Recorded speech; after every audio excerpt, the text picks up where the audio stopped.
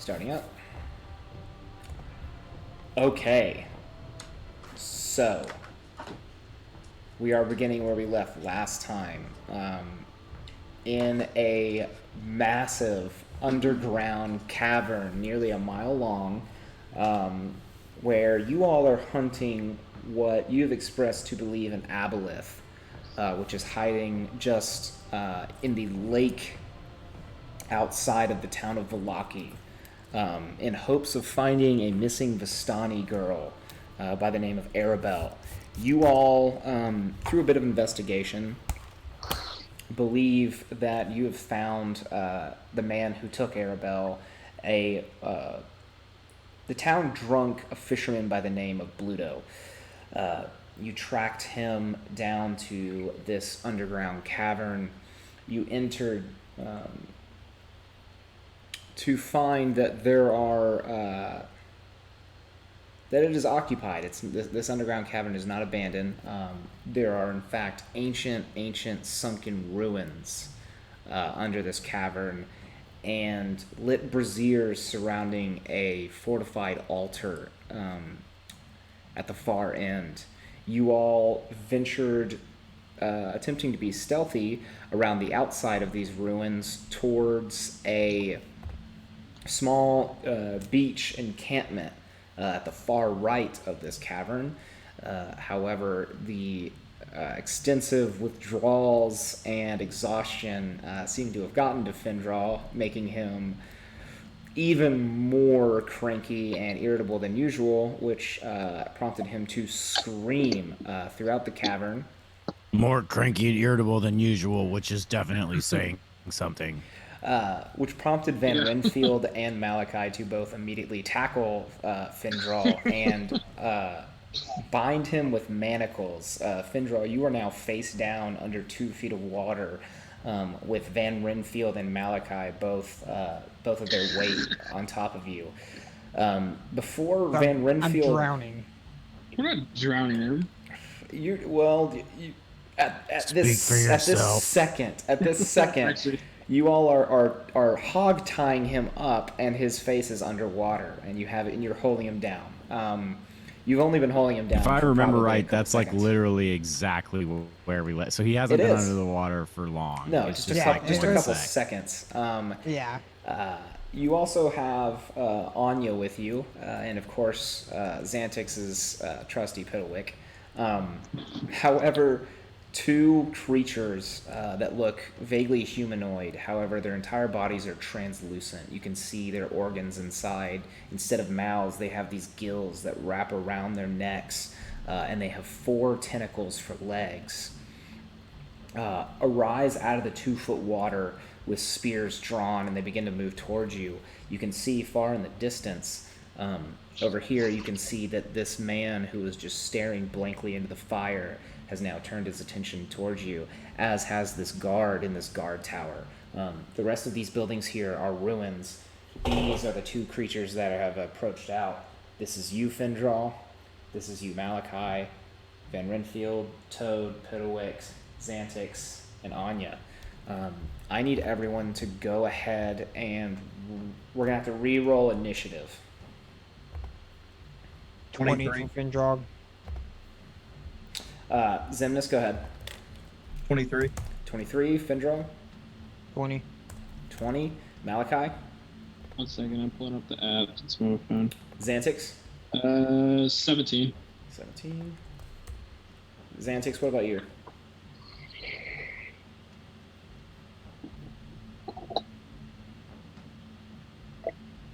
Xantix.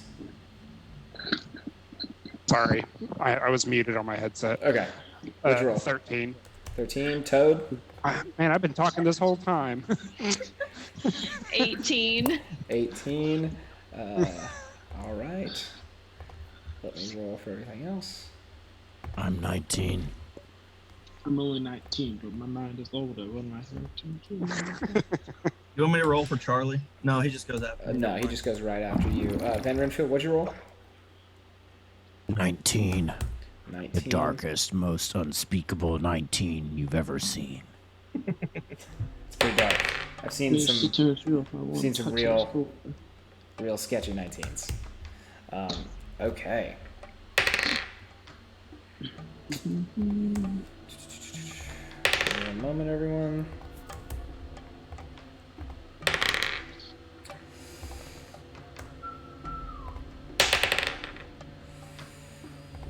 All right. So, at the beginning of combat, we have Xemnas. At this point, you are currently having been just relayed by your Bloodhawk Charlie that that something is amiss and that the party has been led to this cave. You've now approached this massive lake, and your Bloodhawk is indicating that they went across the lake, and you see a cavern at the far end. You rolled a 15 earlier for athletics. You're gonna have to swim this. So at this current moment, you are swimming across this lake. All right, then first up we have Anya. Xemnas just has to beast mode it. Amazing.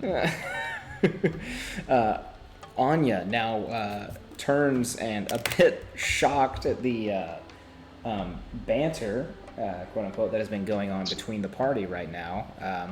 Between us and Fandal. Steal my pies. I did have like a slightly like non-combat like thing I wanted to get off right at the top of this, but if we're gonna when, since we immediately have to go into initiative. So on your right, turn, no problem. Yeah, that'll absolutely be what you can do.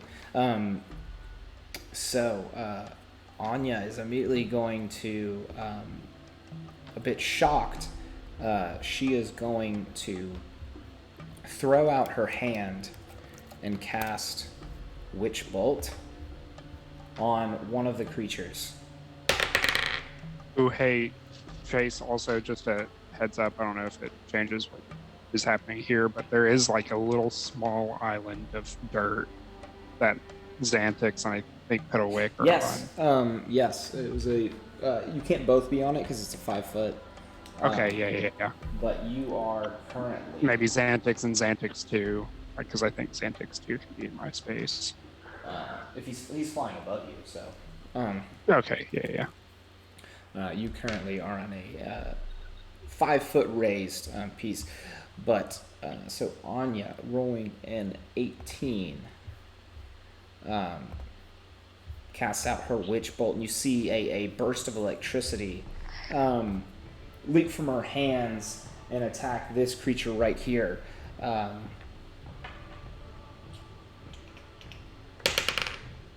She rolls 11 points of electricity damage as the creature just, you see it seize up as electricity just grips the creature. All right. Next up, we have the commoner. And you see this man here, right by this fire. He is going to slowly rise to his feet and just stare off in y'all's direction before he points and just screams, and just screams, his voice echoing throughout the cavern. And that is all he is going to do on his movement. Next up, we have Findraw, who is currently restrained underwater. What would you like to do? What would you like to do? I mean, what can I do? I guess I'm just gonna like, how am I bound? Am I hogtied? Or You are did he just manacled. shackle? You have You shackles have iron shackles on your tied arms. behind your arms. But not on my feet, right? You're like face down prone, I think. Yeah, your not on your face. You're feet. basically. I like tackled you with Right. Malachi's help, and you're like a like if you were to be arrested, like arms behind Yeah. your back. Can I make On a your strength belly. check to try to get out of this and wiggle myself out? You since it is underwater? can. So if you want to go Okay, ahead okay. and roll either athletics or acrobatics. With disadvantage, I believe. With disadvantage, Probably, yeah, right? because I it was is. gonna say, underwater with 2 people on top of Well, me. you're also exhausted. Does he roll against Triple Oh, one. I just like rolled a a strength 20. check of mine? Oh no. Well, What's my second? he just rolled a nat 20. Was that a natural Yeah, but 20? he has disadvantage. What with Oh yeah, with the disadvantage? disadvantage. 9. 9. With 2 of you, no, you don't. You're both able to keep him underwater and keep him restrained. Underwater. Other than that, Findral, I think that's I all mean, you got. that's all I can do. Okay, Van Renfield, you are up. I want to look over at Malachi and say, Vindra has become a burden. Either cure his curse or I'm drowning him here and now.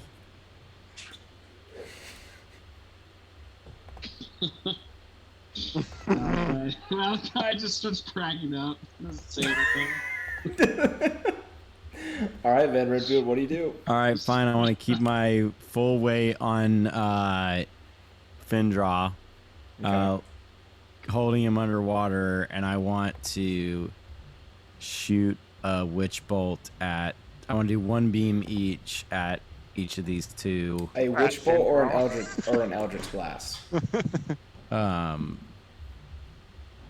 Oh, an eldritch blast, because that's the one that I get 2 attacks with, right? Yeah. So roll twice. Okay. All right, that is a 9. 23 for the first one. Okay, this one's been hit. And a 8 for the second one to hit. The second one does not hit. So go ahead and roll Okay. 1d10 for the first one. Okay.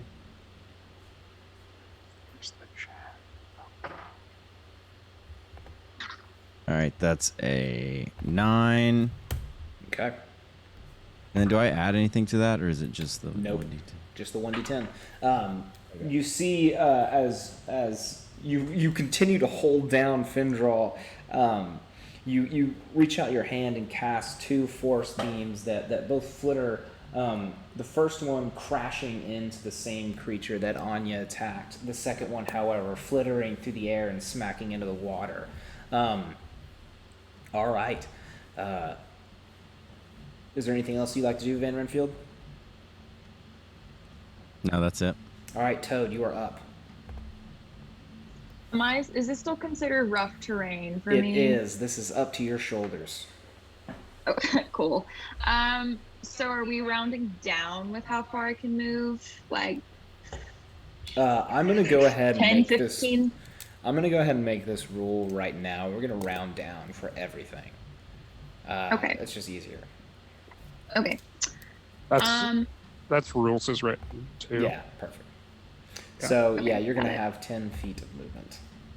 Cool. Okay, well, could I just like hide behind the Malachi, Findra, Van Renfield drama that is unfolding before me? Yes, honestly, yes. You're so into the water that yeah. All right, go Do you ahead want and me to roll? Yes, go ahead and Yeah. roll stealth.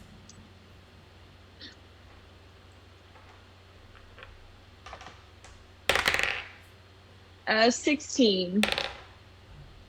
Okay. All right. What do you Okay. want to do? I am going to aim my short bow at, I guess, the humanoid thing on the left. Okay. All right. Go ahead and roll with advantage.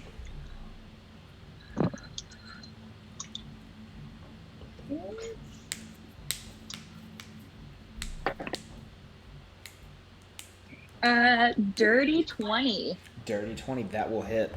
Go ahead and roll your 4d6s plus 4. God damn. Toad hits, man. It's rogues. Yep.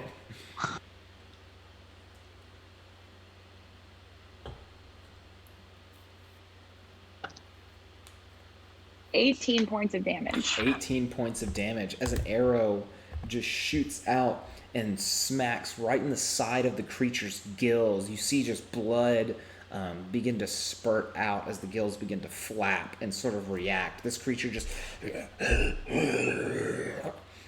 and you can just see like bubbling coming out of its gills. It's an honestly horrific sight as this creature just continues to ready its trident. But Malachi, it is now your turn. Malachi's gonna look down at Findraw, flip him over, yell, grab his face, and go, "Don't make me regret this!" And he's gonna activate remove curse on his face. I'm gonna take my hand and put it straight in his face. Okay. Right in his face and do remove curse. Okay. Findraw, as he lays his hands upon you, you struggle and you writhe. However, you do feel, while still incredibly exhausted, you do feel an urge in your body dissipate. You want to rephrase that? Suddenly those pies don't sound so good to you anymore. You're still exhausted. No more pies. But you start to just think to yourself like, oh my god, have I been eating pies that are made out of children's bones? And you begin to feel a sense of disgust for yourself. You thought you were better than this. All right, Malachi, is there anything else you'd like to do with your turn? I'm gonna pick Findraw, like try to stand him up. Okay. And then I'm just walking. I'm trying to look at the screen. So this is you, Malachi. Okay. I'll just chill there. I'm gonna pull him to his feet, and then that'll be my turn.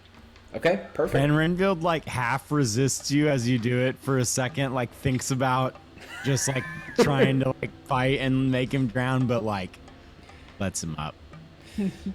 Not after I doesn't wasted that spell slot. Yeah. Ends up releasing him. I wasted my turn and spell slot to do that. So. Yeah. Okay.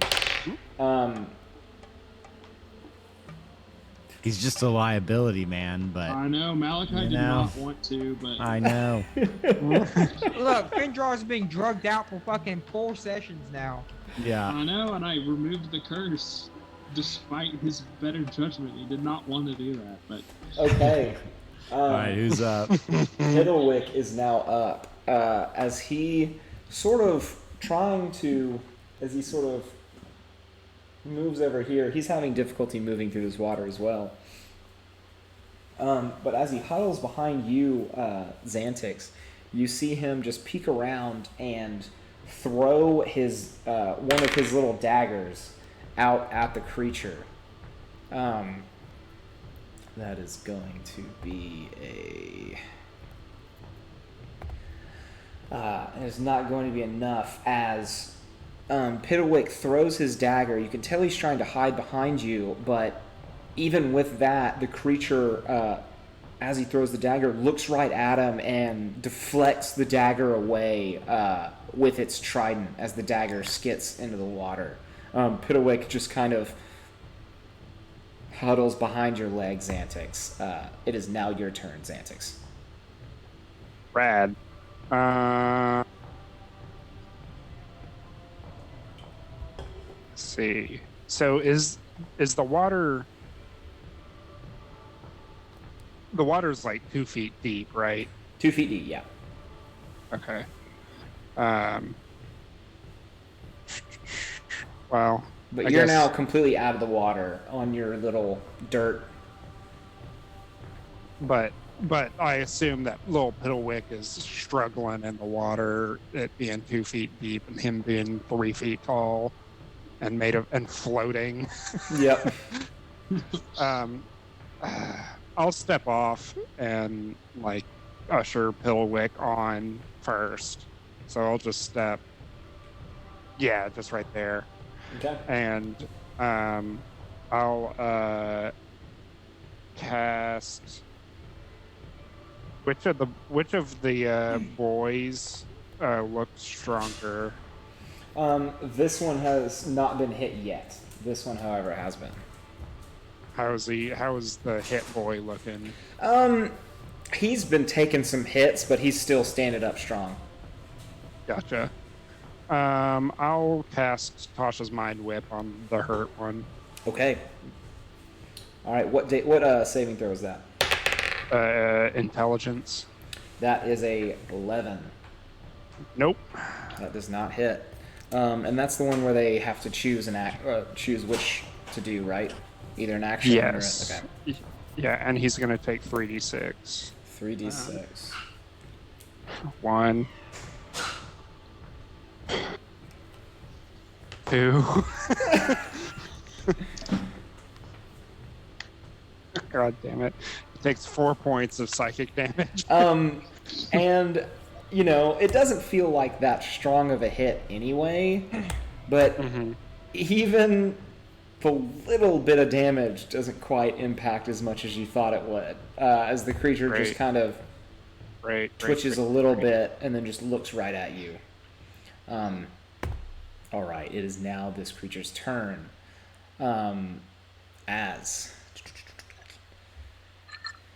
So it is going to... Okay. Ooh, and I'll, can I, as I end my turn, I'll notice that it didn't hit as hard as it normally would. Okay. And I'll turn to Anya and say, it appears the mental tactics aren't working as well as normal. Do you know anything about these guys? And I assume, yeah. Okay. She might know something, but she'd be able to tell me on her turn. Yeah. Okay. All right. It is now this creature's turn as its slimy, translucent tentacles wade through the water, and it's going to move with very much ease towards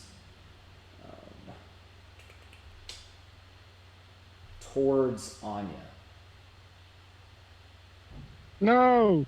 Actually, yep. And it is going to make 2 attacks with its trident.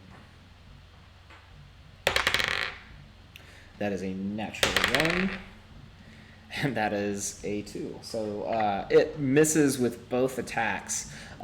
As Anya, you see that the mage armor she had cast around her, the energy beams that seem to be floating around her body, just sort of deflect and crack as the trident just can't quite make its mark. However, the creature does, after those 2 attacks, reach out its hand. Jeez, another natural 1. And Anya just seems ready for it and just braces her mage armor even more. This creature is just writhing its tentacles in the water. The next creature moves.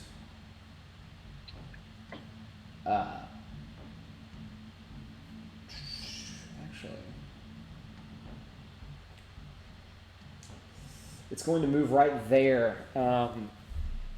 Malachi, you can take an attack of opportunity if you would like. Yeah, I don't really have any more. I have 1 spell slot left because I didn't use it, so I might as well just use an attack for my action. Yeah. Go ahead. 1 second, let me pull up I have to switch over. It's okay. There we go. Just 1 regular attack. D20. D20 16. plus 7. 16, that hits. If you want to go ahead and roll damage. Sweet. So 2 D4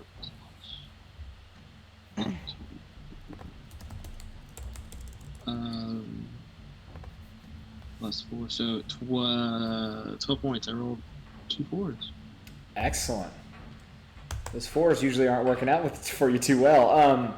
As the creature slides forward, Malachi just reaches with his scythe in between you, Findral, and Van Renfield, and just hacks at this creature's shoulder and just carves a gnarly gash across its left pectoral, and you just see weird, slimy red blood just pour out of its chest.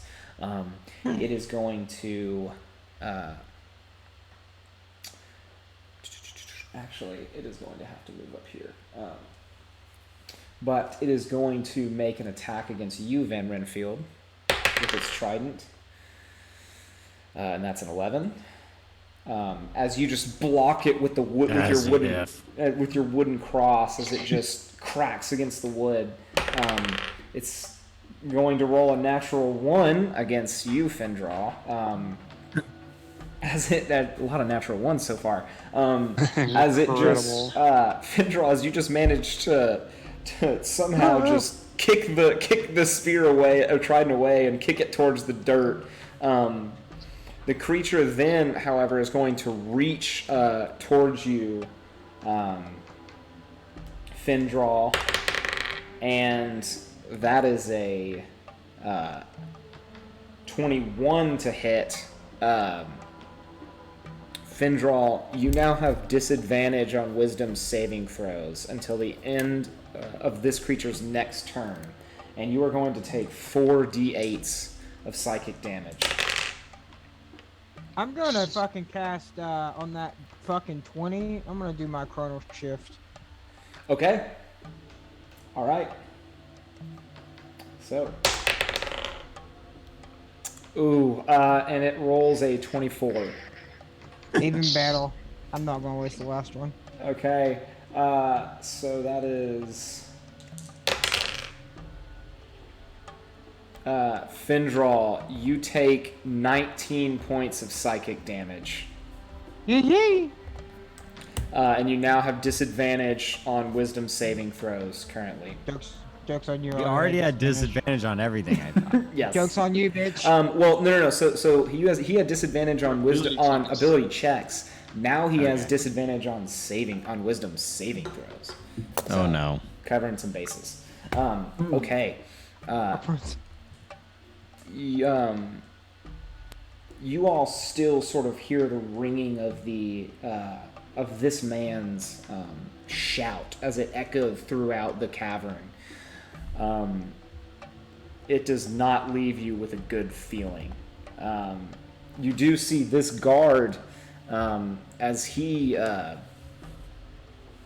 readies a crossbow, and he is going to.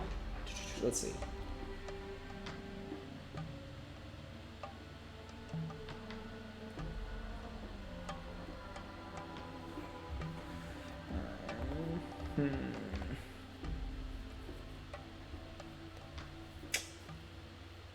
As he is actually going to. Sorry, 1 second, guys.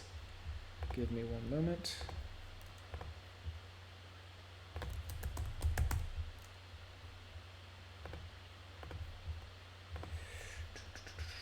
Slightly unprepared. Just slightly. All right, as he is going to make a attack with his crossbow, and he is going to shoot for you, Findraw, since you were the one who was making all that racket earlier. And then you tank, get wrecked. Ooh. Okay, that is a natural 20. I'm gonna chrono shift it. I'm gonna use my last one. Okay. Good call. Good thing you did. That is a 12. Oh, but your armor class is 10 for some reason. In battle? AC of 10. Okay, so it is. Well, Findraw is dead after round 1, guys. Oh my god. And he rolls max damage. You take 11 points of damage. Alright. I got 1 HP.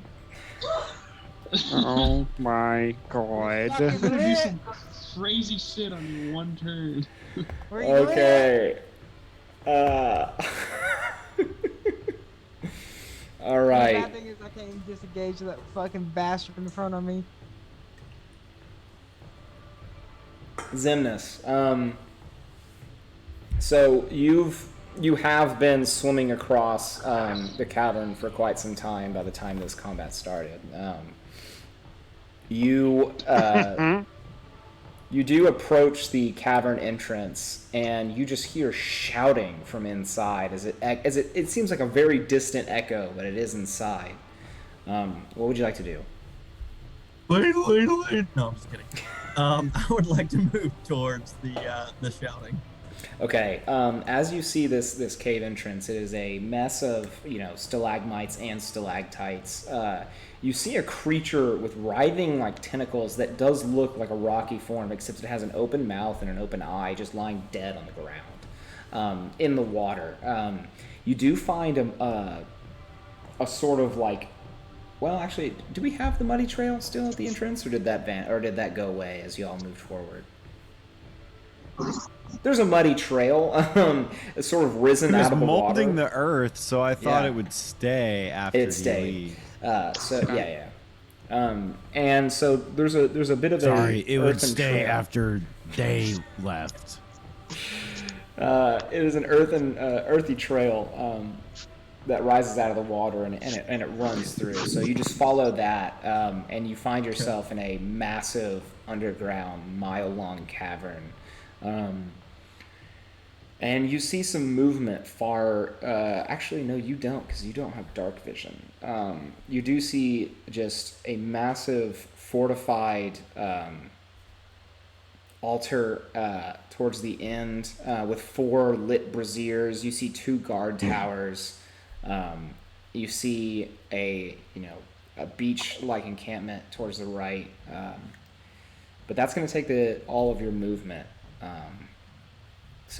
But you have a good sense of where the shouting is coming from. Okay. It is Anya's turn. Anya, with this creature right in front of it, is going to use Shocking Grasp. And she only rolls a 10, however. You see her spell, she reaches out and attempts to shock the creature, but the creature just swats away her hand. She's looking a bit nervous, but she sort of just readies herself with her quarterstaff in hand and just looks at you, Xantix, and says, I feel psychic. If I know anything about Abylis, I would just avoid anything psychic and poisonous altogether. And she readies herself. Next, you all see this man who had been staring in the fire earlier and who had shouted and alerted what seems to be the whole cavern. You see him just sort of turn and begin to walk through the water towards the sort of epicenter of this of these ruins. Findra, you are now up. Okay, so I was looking up the Thunder Wave. If I cast Thunder Wave, I guess it's up to interpretation by you. It can be either centered or facing from where I'm casting it. It's 15-foot cube. So, what would you? Thunder Wave is Not Thunder. Yeah, Thunder Wave. That's what I'm talking about. Thunder Wave is going to emanate from you.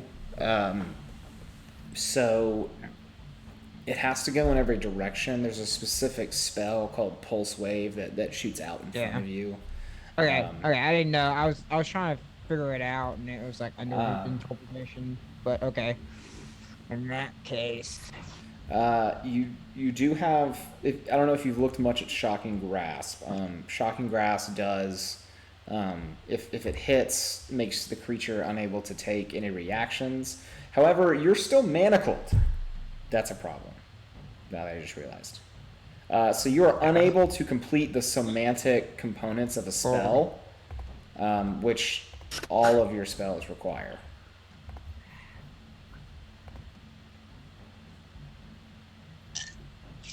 You could kick them. I've got a I mean, yeah, I could kick him, but I got to disengage here. Okay, do you want to use your disengage action?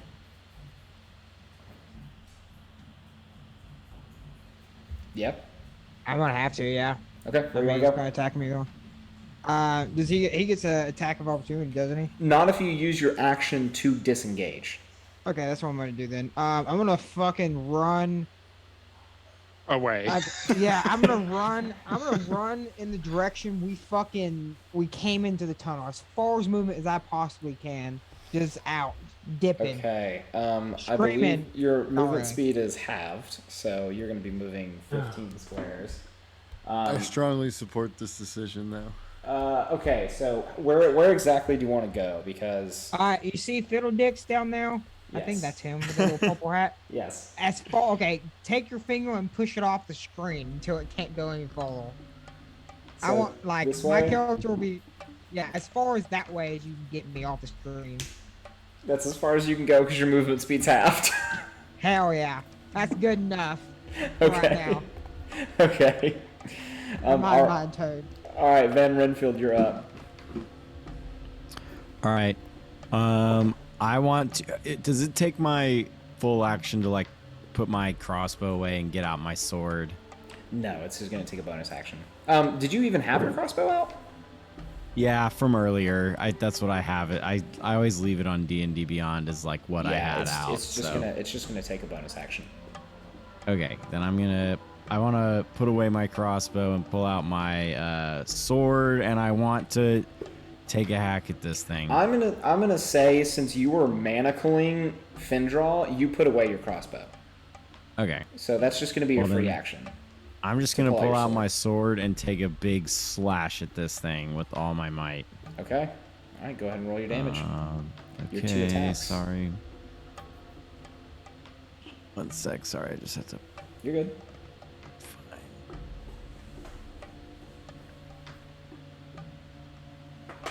Okay, here we go. 14. Just barely hits. All right. Do you want to go ahead and roll your second attack and see if that hits as well? Yeah, sure. I always forget I get to do that. Okay. 15. That hits. So 2 attacks. Okay. So that's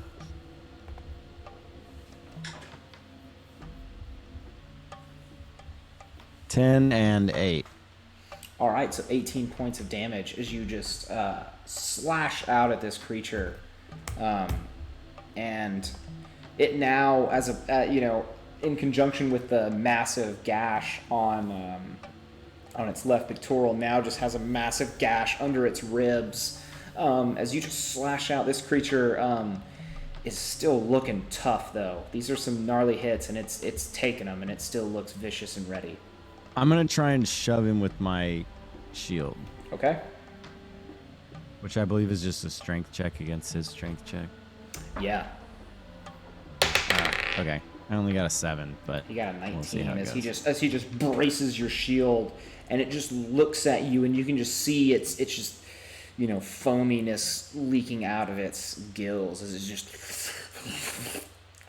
just looks right at you. All right, I'm done. All right, Toad, you're up. Can I hide?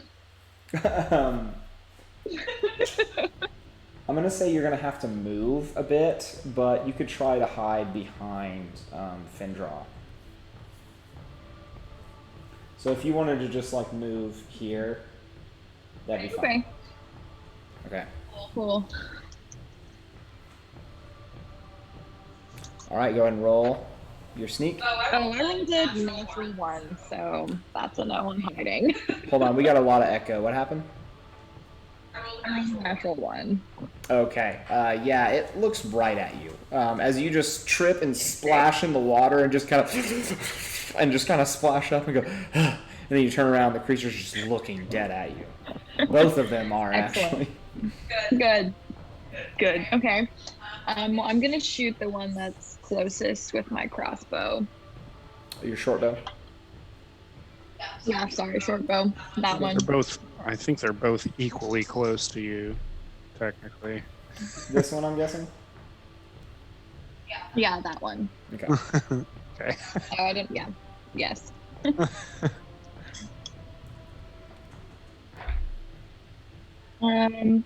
19. That hits. So just go ahead and roll your Excellent. 1d6. Oh, no. Sorry. You have But sneak attack. You're good. Yeah. All 4d6. I'm going to grab a beer while you roll.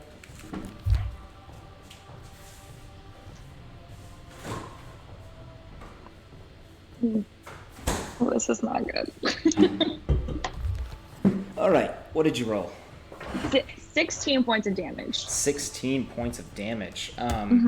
As you shoot an arrow, and it just lands right in the gash Malachi had sliced in its pectoral, as it just, and you can just see more blood just pouring out as it sort of grips it, and just, it's now looking like it's hurting. It looks like it's really hurting now, but it's still standing and still looking tough.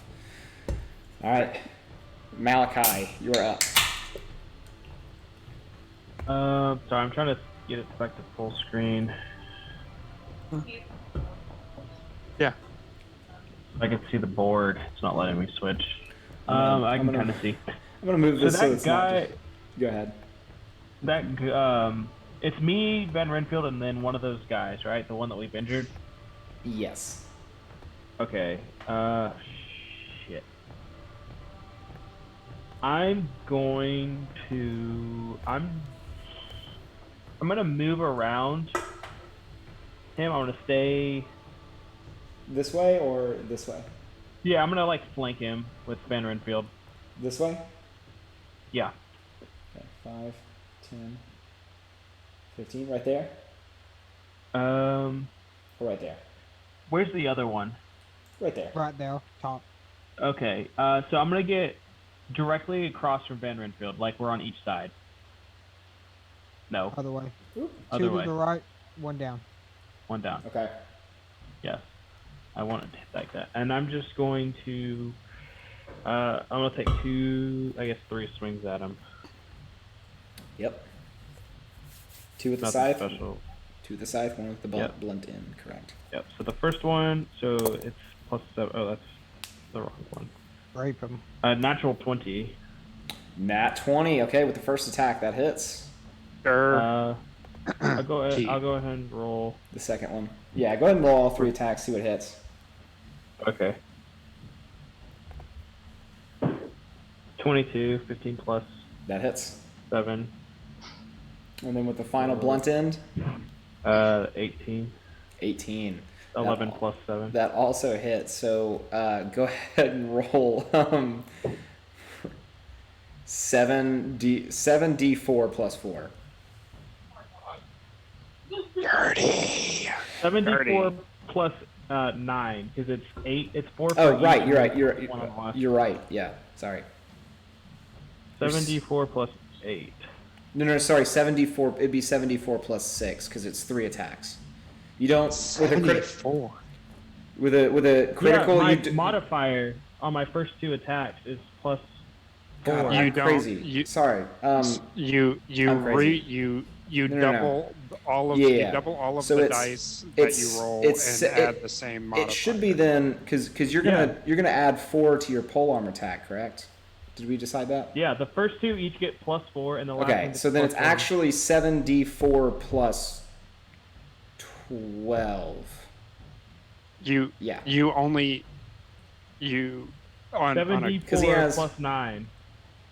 Plus 9. I'm confused. Okay, so you have. I'm confused. So hold you hit on. him- Here, Chris. So the first scythe does 2d4 plus 4. That's 4d4 with a plus 4 for a critical hit. The second scythe does 2d4 plus 4, and then the polearm does 1d4 plus 4. So 3 attacks total. Should be plus 12, correct? Because that's Yes. 3 plus 4s. So 7d4 plus 4. 7d4 plus 29. 12. Jesus. Oh, plus 12. Yeah. 32. 32 points of damage. All right. That's without the Hexblade's curse. Disgusting. That's without the. Yeah, but I wouldn't have gotten that extra hit in. That's true. My last one was a 4. As you just you run around, and as you're running around, bring your scythe around, and it just and it just slashes into the creature's side, right under the ribs. And as you turn around, you just do a spin and rip the blade through its stomach. And it is just, its stomach is absolutely just open and gushing out. This creature is looking rough, but it is still standing. Jesus Christ, I didn't It's kill it. looking rough. Its guts are spilling out. It's translucent. It's Love it. translucent gut. I love it. I love it. Bisected, but it's still going. It's not bisected. It's you know, the blade went in about halfway, so it's you know Still going. It's still going. it's just under its left ribs that are opening. But, I mean, this creature looks semi-human, but if there was any humanity to it, it's now gone, and it's just devoted to a purpose. And any other human would have laid down and died, but this thing is just still going. All right, Piddlewick. Fucking scum. You finally figure out what it is. Going to climb up on this on this little rise, and is going to just stab down at this creature attacking Anya. However, he's not going to get advantage because he does not have any sneak. All right, and that is just enough to hit. Piddlewake gets his sneak attack damage. So 6.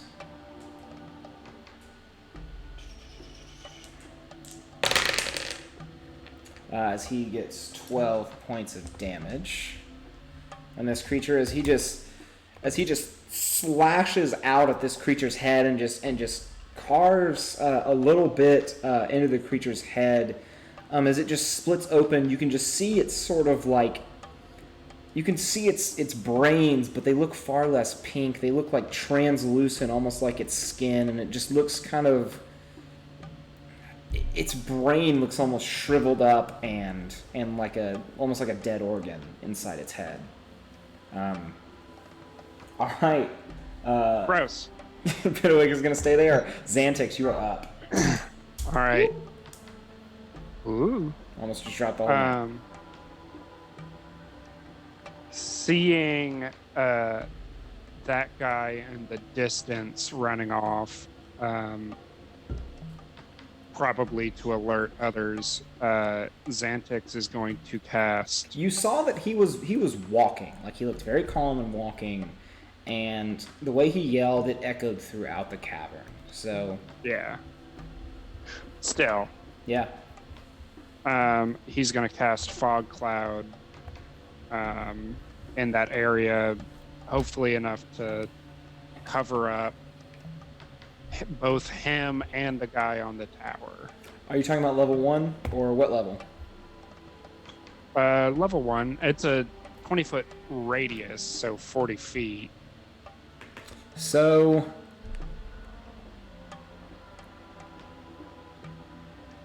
okay, I'm trying to think. 20-foot radius.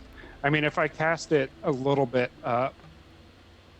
Yeah, so if you it's a cast sphere. it like right here. Yeah. I can cast it at second level if it's just not going to work too. Let's see. If you cast it at 10 feet high, right in between them, it's gonna just barely hit. So I'll do it at second level at that same spot. No, I think it'll work with level 1. Okay. Because it's a 20 feet in every direction, correct? Yeah. You're 20 foot in every direction. Oh. Thanks, man. Okay, so it is now foggy. And this guard is also obscured in the fog as well. Cool.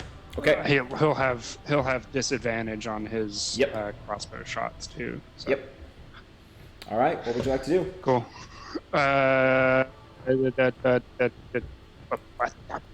I'm gonna take a step back. I want to go. I want to go where Xantix 2 is.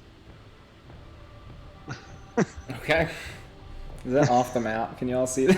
Okay, you can barely see it. I can see him. Okay. Yeah. Perfect. Okay. So, next we have this creature's turn, and you're now noticing that this creature is now looking better off than this one is. The other one, this one's looking far worse than that one is now. The tides have turned a bit, but this creature is going to frustrated. It is going to make one attack at Piddlewick. No! And that is going to hit. It is then going to make one attack at Anya. No! And that misses again, just cracking against her mage armor. But he is going to attempt his touch on her.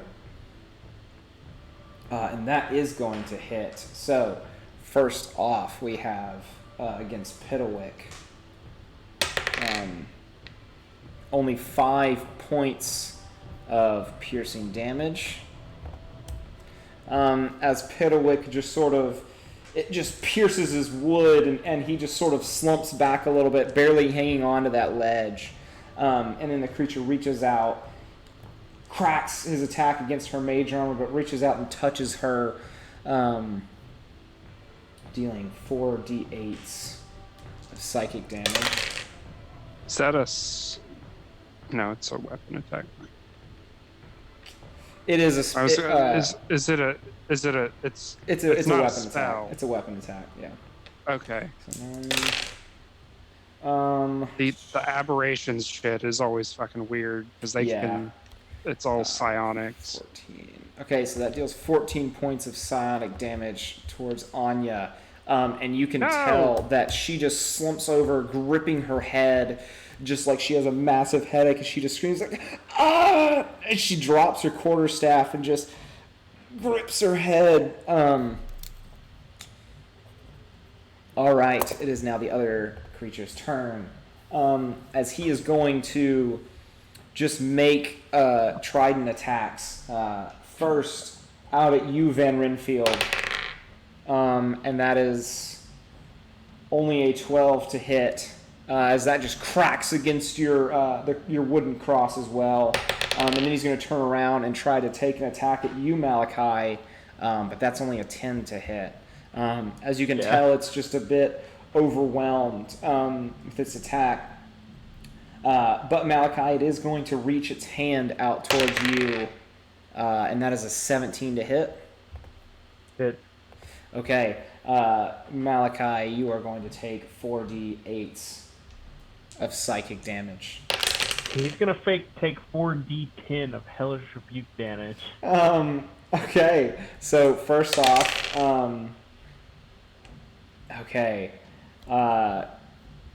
you take 20 points of psionic damage. Jesus Christ. Yeah, I'm definitely gonna hellish rebuke him. Okay. Malachi would be really mad. Okay, and you now have disadvantage on wisdom saving throws for this next round. It's good. He's gonna die right now. Okay, roll your... what is the saving throw on that? Dexterity? I rolled a 31 on damage, and let's see, yeah, pretty sure. Okay, so even if it makes its throw, it just burns and dissolves into a tiny little crisp. I rolled that one on Beyond. And you just see as the creature just absolutely melts. As you can see, it is... You can tell now that it's like now even more water than a normal person is. As it begins to... Its own insides begin to boil. And you can see this happening through its translucent skin as it just melts into the water. Just the water just bubbling. And what's funny, Hellish Rebuke, literally all it is you point at him. So he does his signature just... Yep. He just flips them off and just they burst into flames. Okay. All right. As combat continues, you Findral notice that there are, through these ruins, you hear the sloshing of water in the distance in this direction. You're not exactly able to tell where exactly, but you hear something moving in that direction. This guard is not going to make any sounds, but he's not making any attacks either. You just see the fog cloud sort of emulating in this big circle around these two people. Okay, Xemnas. You can continue to move towards this noise, which is getting even louder as you hear fire and screams. Do you just want to continue towards the noise? Mm-hmm. Okay. Is Bloodhawk flying with you? If he flew ahead of me, would he be able to reach the group right now? Not right now, but he'd be moving. He'd be moving about double your speed. I mean, yeah. Go ahead and send him out in front of me, Okay. and I'll just continue towards the noise. Okay. All right. It is now Anya's turn. Still racked with pain, she once again reaches out with her hand, electricity just emanating from it. But she's too distracted, and the shock just fades and crackles and dissipates in her hand as she just kind of reaches for her head again. Still in a tight spot and just not quite knowing what to do, she looks around and all of a sudden she just vanishes. As she just blinks away until... Sorry, give me 1 second, guys. As I reach for something useful. As she blinks and then all of a sudden appears on top of this this building, just looking in a great deal of pain and gripping her head. That is going to be her movement. All right, you are not able, any of you, to see the man who screamed earlier as he's in this sort of fog. But Findral, you are up. I'm going to I'm going to scream, "Something's coming!" And then I'm going to fucking run as far as my movement will down the tunnel, back where we came from. Okay. Would I hear him scream that? Yeah, just echoing, barely hear it. Very far away.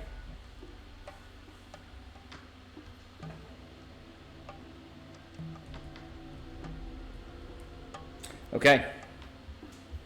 All right, Van Renfield, it is now your turn. I would like to move.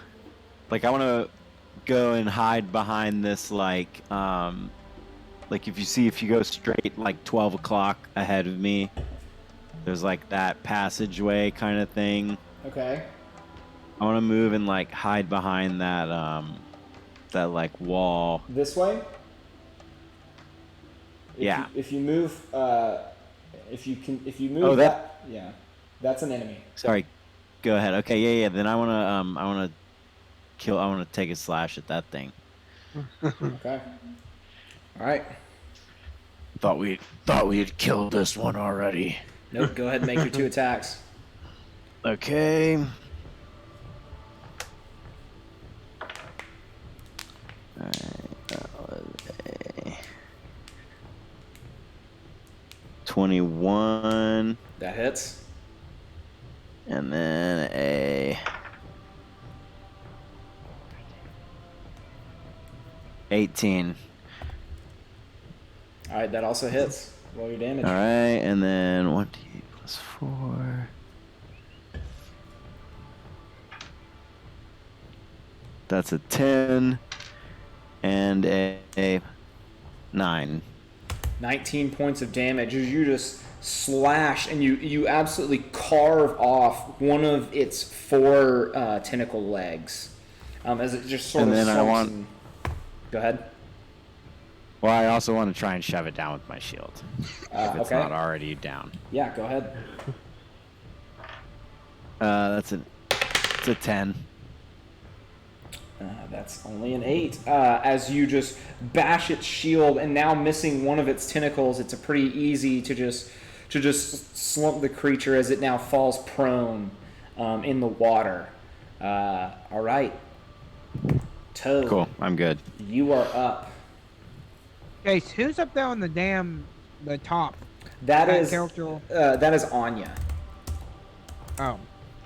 Okay. Kind of looks like a stormtrooper on my screen. Is it me? Do you say it was me? Toad. Yes. Okay. I'm going to move 2 squares to the right to have a clear shot at the spooky boy that's still alive. Okay. And then Go ahead. and then try to shoot him with my short bow. Okay, you're not gonna have advantage on this attack. Yeah, that's okay. Nowhere to hide. Yep. Okay. 19. That hits. Awesome. So 4d6s. Awesome. Okay.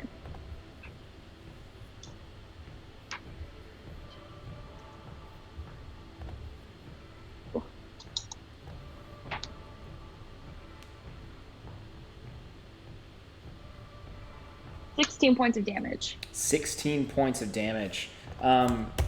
As you just fire into this creature's right under its elbow, or right under its arm, and just right into its ribs. It just slumps. This creature looks barely alive as it's just mutilated and just clutching to its trident. All right, is there anything else you'd like to do? Oh, nope. Malachi, you are up. Alright. So how far off is Findraw now? He's just about, 30 feet ahead of you. Okay, I'll just run up, stay 10 feet away from that thing, and take a hack at it, and Okay. see if he dies from it. I'll Okay, just roll. do some D&D Beyond. Makes it easier.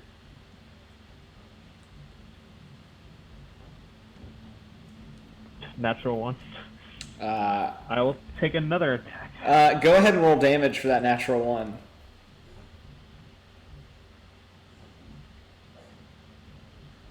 Uh, 2d4. You about to hit Van Rimberg. Yeah. 9. As you're just a bit too excited, you come around and just take a swipe with your scythe, but this creature just kind of ducks into the water a bit, and you just catch and carve into Van Renfield's right arm. Van Renfield, you take 9 points of damage. God! I'll take another hack at it. All right, go ahead. Fuck that thing, man. As you just Van Renfield just 17. I want to glare at him and go, try not to miss this time. 17 hits. 17. I stare at him and then... Okay. 11. 11 points of damage. As you look at Van Renfield and you go, I won't. And then you just absolutely bury your scythe straight into this creature's head. And it just, you feel it wriggle a bit, and you see its tentacles writhe as it just slumps and goes numb as you just rip your scythe out of its lifeless body. Creature's dead. And then I'm going to start moving in the... Can I roll a performance check where I do a Arnold Schwarzenegger from Predator high five with him? Yeah. No, I mean there's not. There's. Do you accept the high five, Malachi? Yes. After Uh, I fucked up and hit him, and then I kill him, I'm just like, all right. No, it's a really good strong high five. And Malachi, you're like, okay. Van Renfield, you feel super emboldened by it. I was like, whatever, dude. This makes you feel As better. you just I'm down. grip your bloodied arm. All right, what would y'all like to do? I'm moving further away from where I think the bad dude. Like, Are we still in combat? I was gonna say. Yeah. I was gonna say like. Something's coming through the water. Get up to Anya, and I'll run Yeah. over. I'll run over and throw her my rope, like one end of my rope. Okay.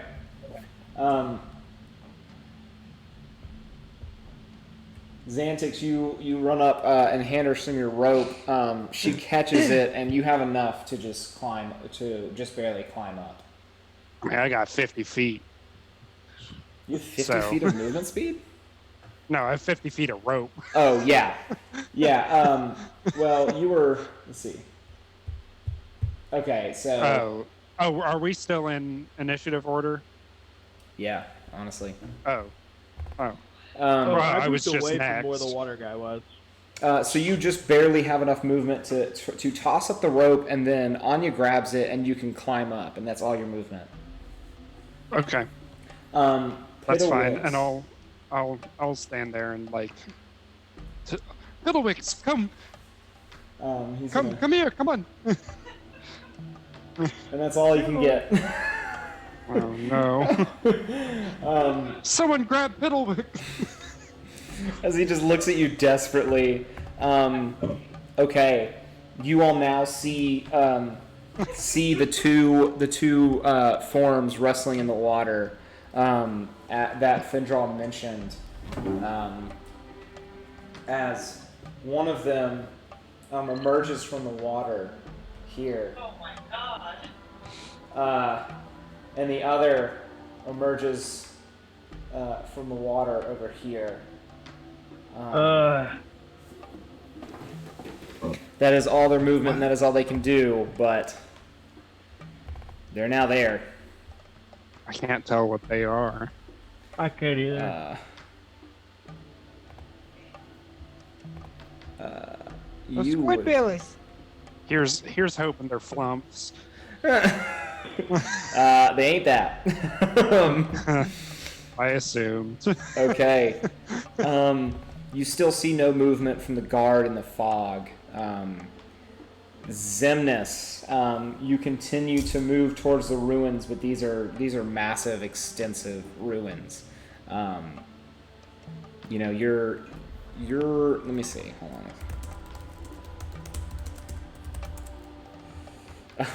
Yeah, you're not gonna reach them by the end of this fight. I mean, it's just you're at this cavern's like a mile long, and you're running 30 Jesus feet Christ. per chance. So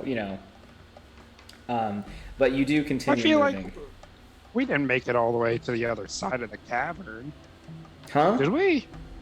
Did we walk all the way to the other side? It's of about the a half cavern? mile. It's about. I mean, you made it about a half mile. Oh, we're like right in the middle. Got it. Got it.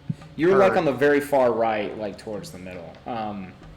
Gotcha. Yeah, but Gotcha. Bloodhawks just keeps flying forward. It would take me 88 turns to make it. Yeah, it's just not. It ain't gonna happen. Apologies, man. All It's right, see you just. guys next week. Yeah. All right. It is Anya's turn. She is going to.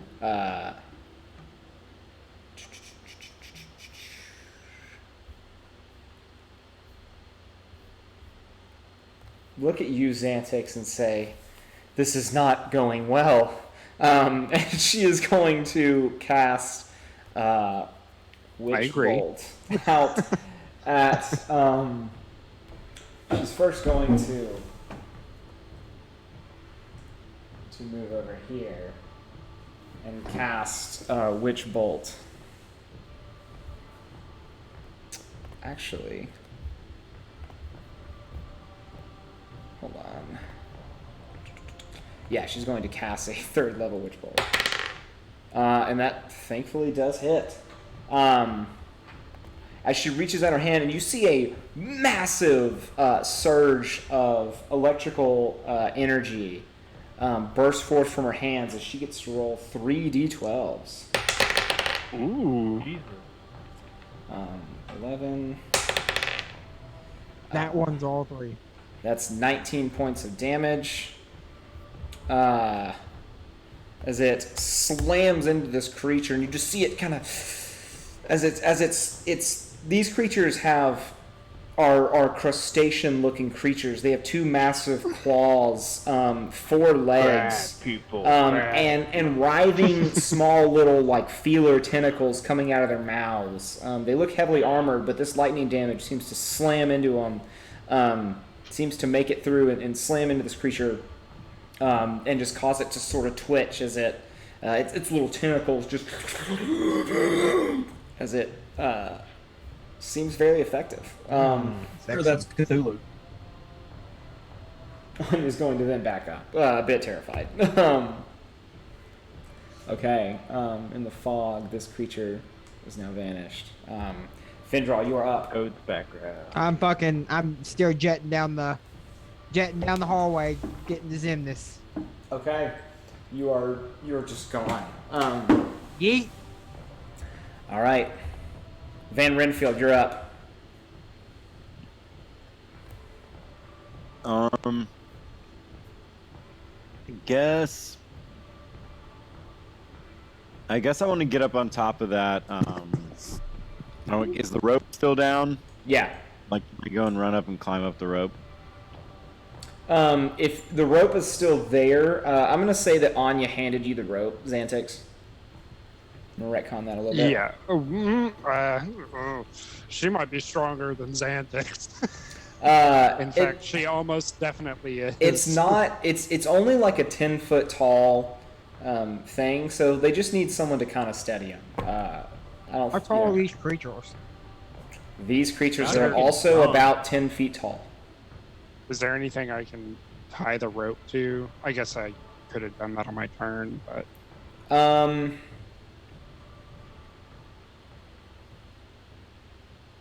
again, I don't think you're not really going to have to roll a strength check to help people up. It's just enough to make it easier to where they don't have to use extra speed. Gotcha. Again, only a 10-foot. They can mostly jump. Toad might need some help, but Toad's very, very light. Anyone that would need extra help is very small. Gotcha. Okay. All right, Van Fucking Renfield, Toad. you're up. Yeah, that's what I want to do. I want to climb up on. I want to go up the rope. Okay. Up on that thing. Where do you want to go? Someone help Toad. Can I? I mean, is Toad is not close enough for me to grab. Toad's back here. I'm Okay. way far back. Where do you want to go? Yeah. You could grab Petalwick. I want to though. climb up. I want to climb up on the roof. You Or could on the gra- ledge thing. You could grab Petalwick though. No, I don't think so. No. He looks like me now. He's cute. He'll be all right. Yeah, and then I want to cast Eldritch Blast. Well, these things definitely see us, right? Like, there's no like hiding from these things. Oh yeah. Yeah, I wanna hit this thing with 2 bolts of Eldritch Blast. Okay, roll attacks. All right. Well, that was a 6, That and misses. then a 19. That one hits. All right. So 2 beams of energy fly out. The first one slams into the water. The second one smacks right 7. into the creature. 7 points of damage. Okay. All right, and the creature just readies itself, looking furious as its tentacles writhe. What do you want to do? That's it. I'm done. All right, Toad, you are up. I'm gonna start the long journey forward to the platform, so I'll just move forward 10. Okay. Awesome. And then I'm going to shoot this big crabby boy that's like directly in front of me. Okay, roll an attack. No advantage.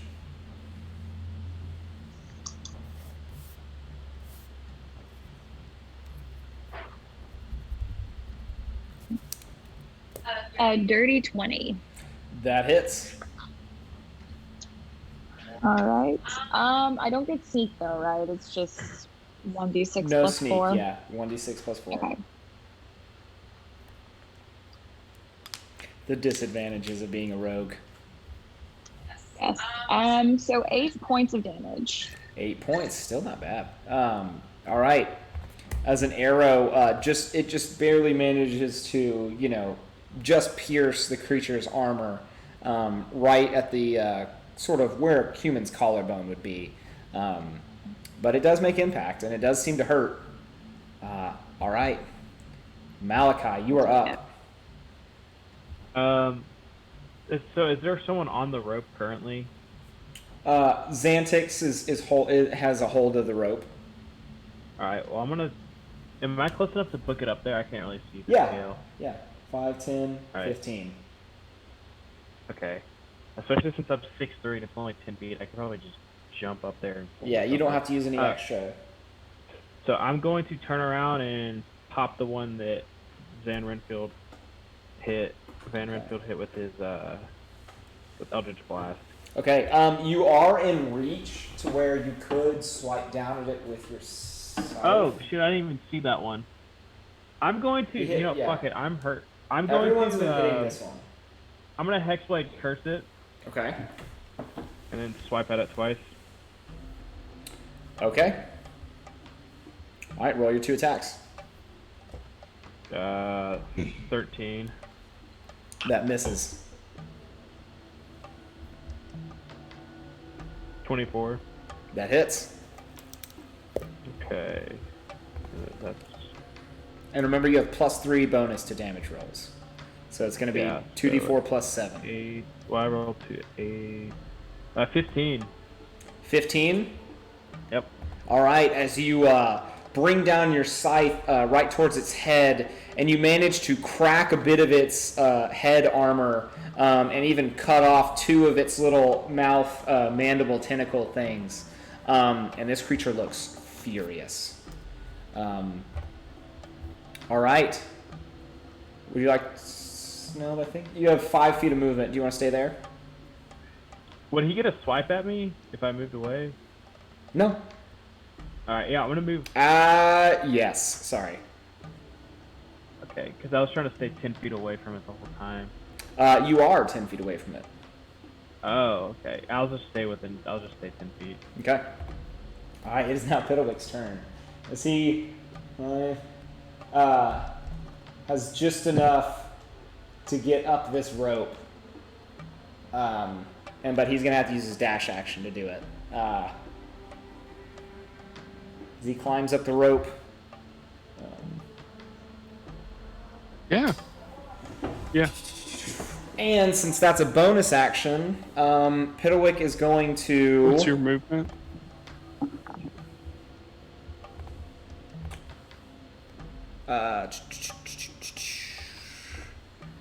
Piddlewick is going to throw his last dagger at this other creature. Actually, yeah, Piddlewick's going to throw his last dagger at that other creature. Unfortunately, the dagger just flies and just deflects off this creature's natural armor. Piddlewick just sort of looks up at you, Xantix. His eyes wide. Xantix, it is now your turn.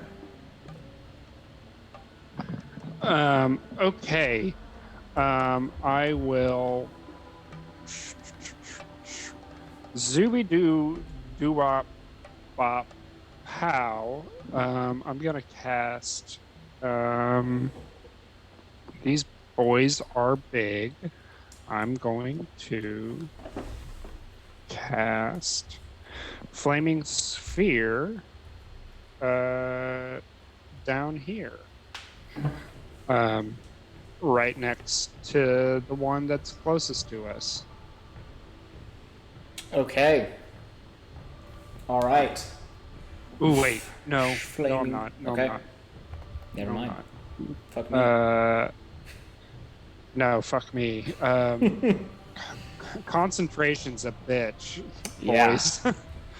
Yeah. I'm gonna cast, a classic. Oh, magic by the missile. way, using fog cloud did take away your. Or no, never mind. Sorry, never mind. Magic missile at what level? Were you gonna say my mage armor? Yes, but I know that I am wrong. It is not concentration. Yep. Yeah, magic missile with. Fuck it, ice damage. Who cares? Okay. What level? Or frost, whatever is right for this IP. What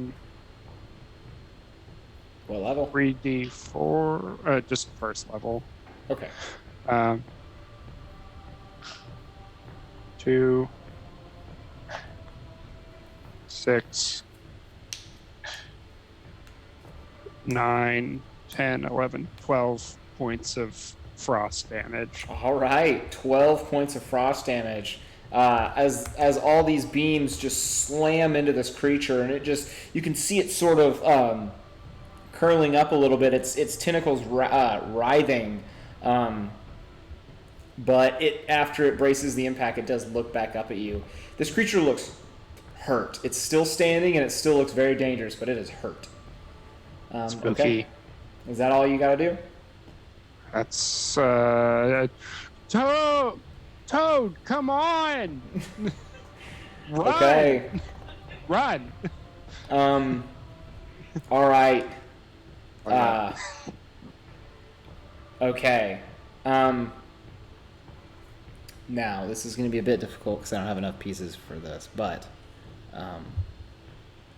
you all do see coming from out of the water 2 more of those translucent creatures from before rise out of the water up in that alley.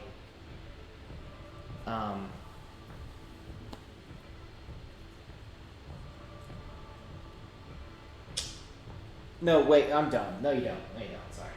No, you don't. That was dumb. No, you don't. That was incorrect. You didn't hear that. Didn't happen. Okay. Yeah. This creature does, however, climb up on top of this roof. That's a big jinkies for me, boss. Big Yeah. jinkies. It's going to Thought make... I was a water boy. Thought I was a water boy. No, and its 4 legs just climb up on top of this roof. It's going to make an attack against you, Malachi. And push y'all off. And that is a 20 to hit. Malachi, I need you to roll either strength or athletics or acrobatics. I know what I'm doing.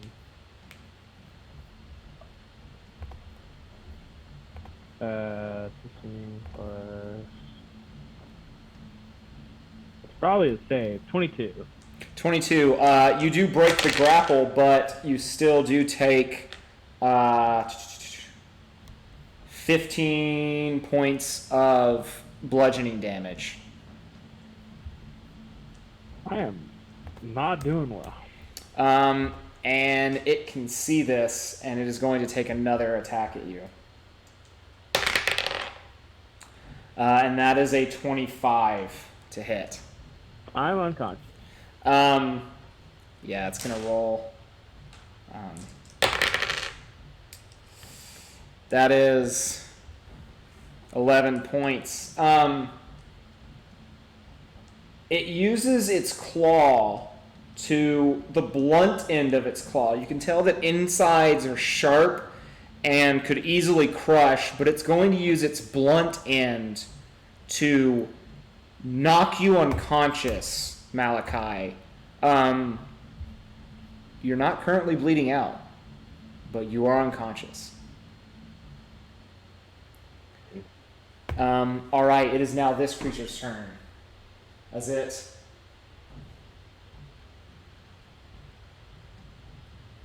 climbs up on top of here as well.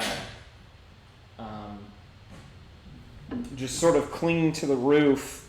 Everyone off the platform! As it makes as it makes an attack against Anya. And that is just enough to miss Anya, but it's going to make another one.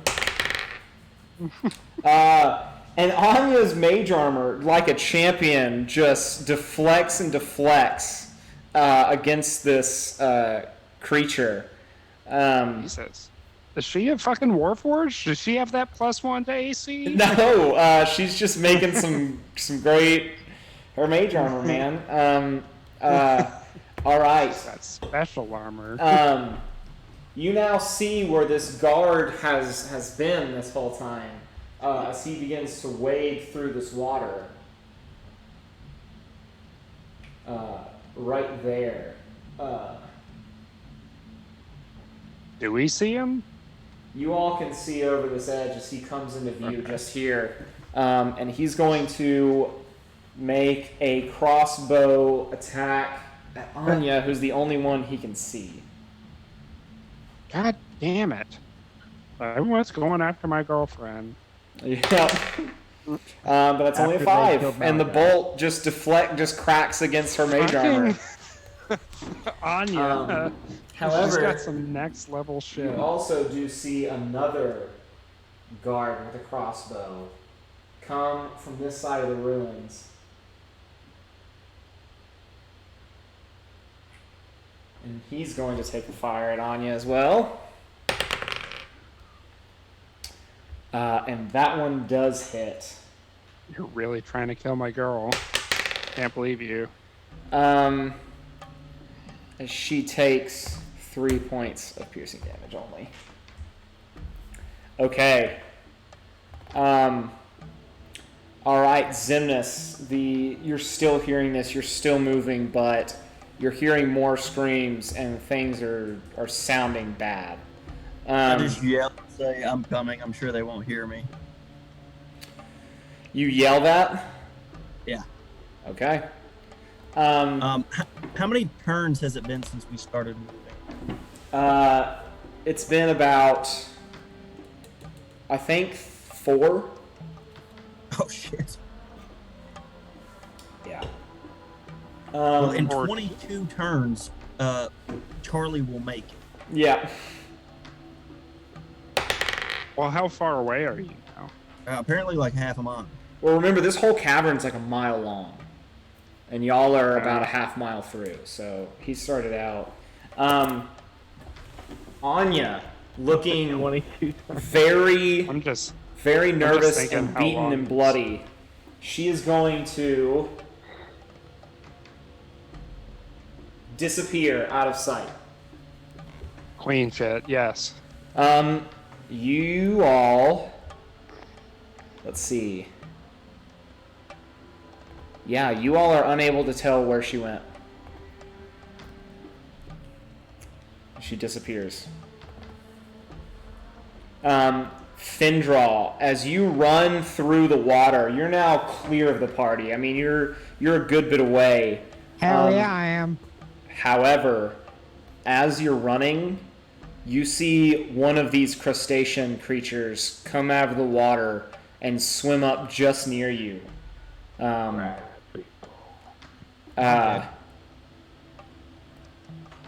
As you've been running away, it is going to make an attack against you. And just as this one did against Malachi, you're going to see the blunt end of its claw smack against your head, and you're now unconscious, alone, out in this cavern. Okay, Van Renfield, you're up. All right. So yeah, I mean, I guess I want to,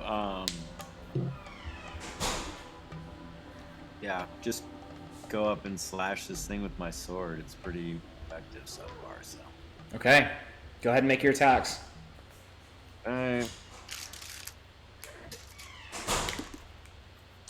Got a 10, a 24. Guess I 10 figured out what misses. they are. Sorry, 10 and a 24. The 24 hits. One hits. And then my damage.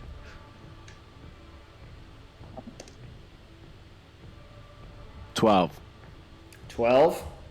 Okay. Yeah. And then I want to try and push him off this thing with my shield. Okay. Does it say anything about whether the creature has to be large or smaller? For the shield move? bash, yeah. Oh, it doesn't say. Okay, great. Okay, roll your strength. It's only a 7. Ooh, that's a 23. As this creature just doesn't even budge. It is looking really hurt, but it's not budging. Toad, you see as these creatures, their attention is fully towards all those on the roof. You are only submerged in a little bit of water. I think it's fair to say that you realize that if you wanted to try to hide, you could.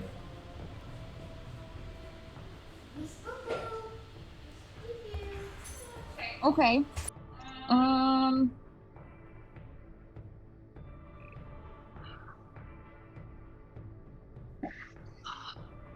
So what do I want to do? I actually think I think I actually want to dash and get to. Hey, Jacqueline, I can barely hear you. Are you talking like in your mic or? It's because Chris isn't muted. Okay. There you go. It sounded better. Yeah.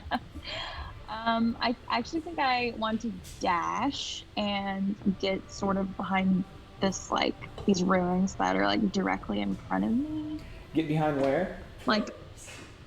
Like move me 5, 10, 15, like straight ahead. Can I dash and then half my dash? Oh, yeah. Sorry, 20 feet. I know, but I want to get, like, I feel like I'm just out in the open right now. Not ideal.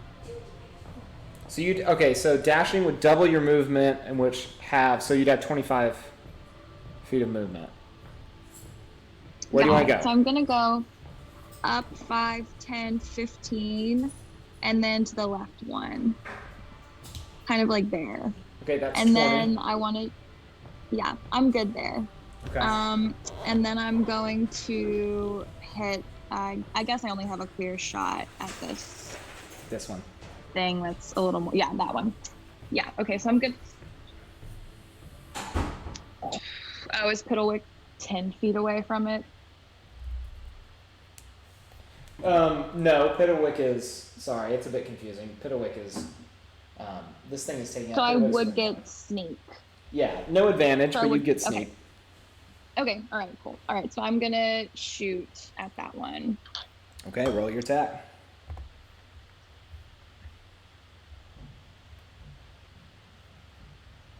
Oh, 10. The arrow just cracks off of its armor, and it doesn't even seem to really even notice that it got hit. It's just focused. Awesome. Okay. Would you like to move the 5 feet? Maybe, yeah, another 5 feet to the left. Yeah, right there. All right, Malachi, you are unconscious. You don't have to make any, but you are stable. You've just been knocked unconscious. So you do not have to make any death saving throws. Yeah, I get those with advantage, and I can have a chance at gaining consciousness. Yeah, I'll let that happen. I think that's, yeah, okay. Well, because here's the thing. If you have to roll, then there's a chance that you fail. And... Don't care. He gets advantage on them all. Let me think. 1 second. It's up to you.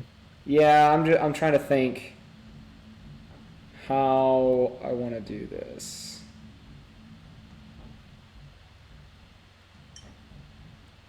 Because my dude doesn't want to sleep. Also, my computer. What do you think, Chris? Have you ever had this happen where a player's knocked unconscious?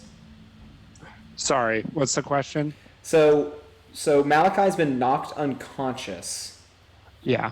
By this creature. He's not unstable. He is stable. Mm-hmm. does he roll any saving throws to attempt to regain consciousness?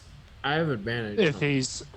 If he is unconscious, not rolling saving throws, then he is simply incapacitated and he can't take any actions on his turn. Oh, rolling saving throws only mean if you roll enough successes, you're stable. You're not conscious again. Yeah, but if No. I roll a nat 20, I gain consciousness. I'm at 1 health.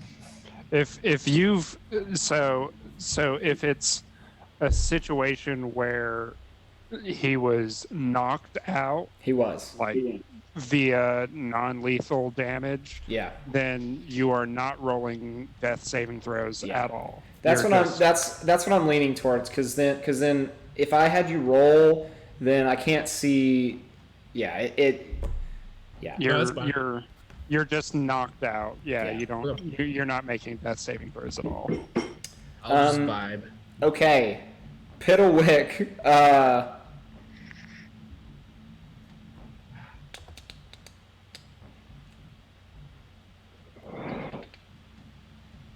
Piddlewick looks up at you. Go.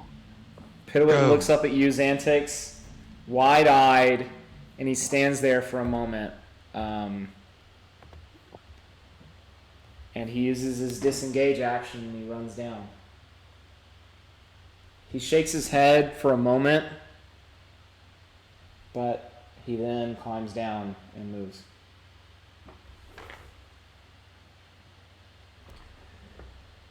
Okay. Xantix, it's your turn. Okay. I'm going to. How bad are these boys looking? The first one looks pretty decently hurt. Like it looks really, really injured. Still standing, but really, really injured. The second one has not been touched. Gotcha.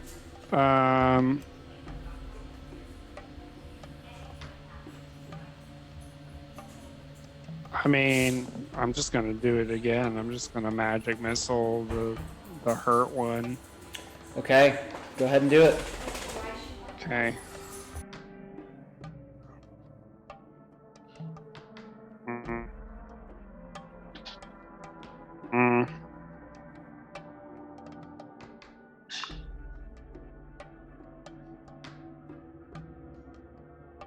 He gets 8 points of lightning damage this time, just for shits and gigs, and I'm gonna hop down and go with Piddlewick. I'll keep pace with Piddlewick.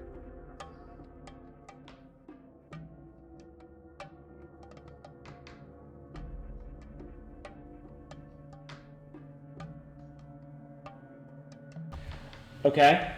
I guess a good question to ask is, how high up am I? Like 5 feet, 10 feet? 10 feet, and if you leave, you're going to get an attack. It's going to have an attack of opportunity against you. Oh. Yeah. I'm still gonna go. Yeah, I'm Okay. gonna go with Piddlewick. All right. And then I'll tell Xantix to disengage. Are you disengaging, or are you? No, I'm gonna cast magic missile and then. Oh right. How much damage did it take again? Sorry. 8 points, I think. Yeah. And you cast it at which one? This one? The one furthest away from me. Okay. 8 points. All right. It looks even more hurt, but still standing. Okay. Of lightning, if that makes any difference. That is a 15. It does not hit. Okay, as you just barely Because managed. I've got my mage armor up still, so. All right, so you're right there. Or do you want to move? That's 20 feet. Do you want to move more? No, I want to stick with Piddlewick. Okay. I'll help him out to move if it comes to it. Okay. As you all on top of this roof stand there, feeling the gravity of this situation sink in, you see as these crustacean-like creatures pause for a moment, and all of your eyes are suddenly drawn to an image. An image that appears in the air. It's floating overhead. You see 3 massive eyes, each one larger than you are, arranged vertically, looking down upon you with their sickly pale green pupils. You hear a voice, each of you that are still conscious, penetrating your minds. Xemnas, you don't hear this. The voice speaks in your mind.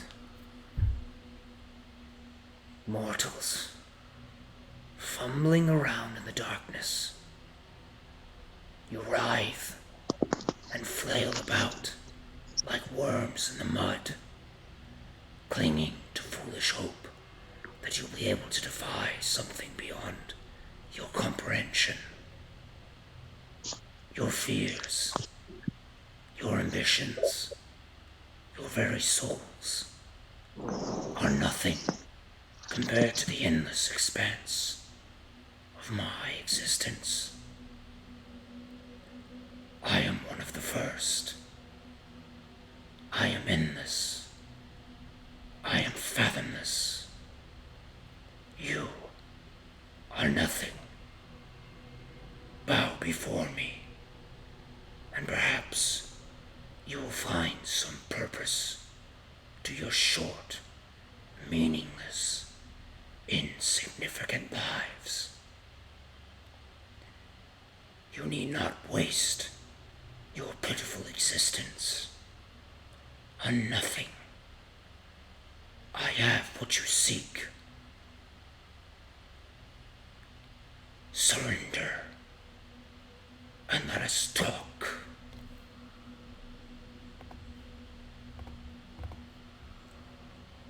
You see that the guards on the ground in these 2 crustaceous creatures pause and seem to wait for your reaction.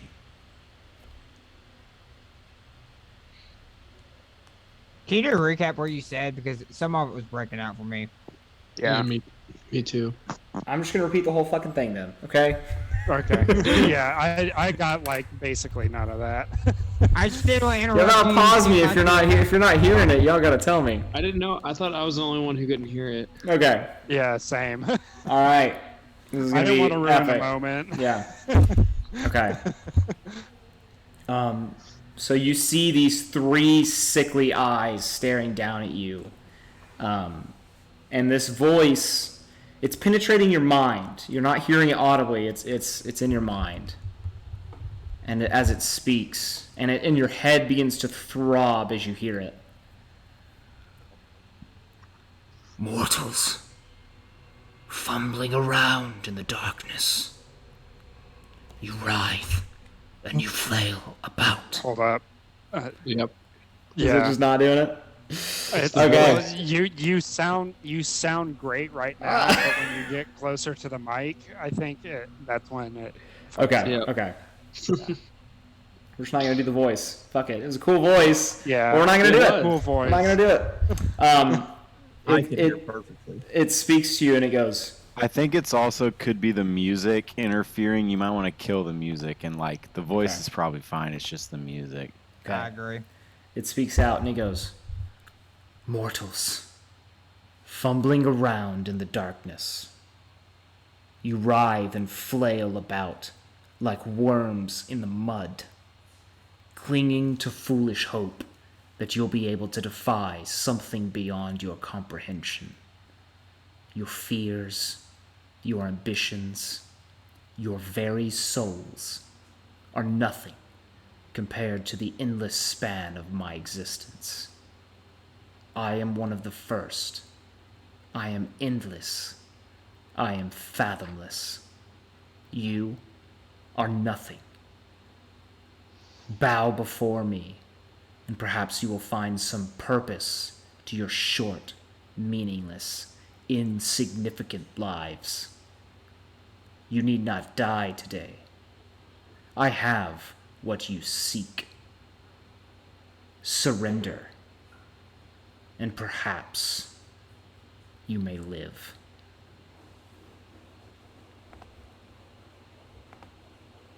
Yeah, so Van Renfield immediately shouts out to the darkness, says, "I already hold my soul forfeit." And you feel as you say this, You- Van Renfield, the Yeah. book at your side begins to burn white hot. Mm-hmm. I say, I already hold my soul forfeit. I serve many masters, and I'm always open to a better offer. Your soul means nothing to me. That is not what I ask.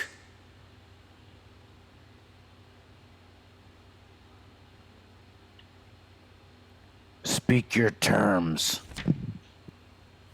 I don't deal in riddles. Come to the altar. Speak to my prophet. There, you will learn. And the image vanishes. The two crustacean-like creatures stand there, ready to make another claw at you at any moment, but they hold.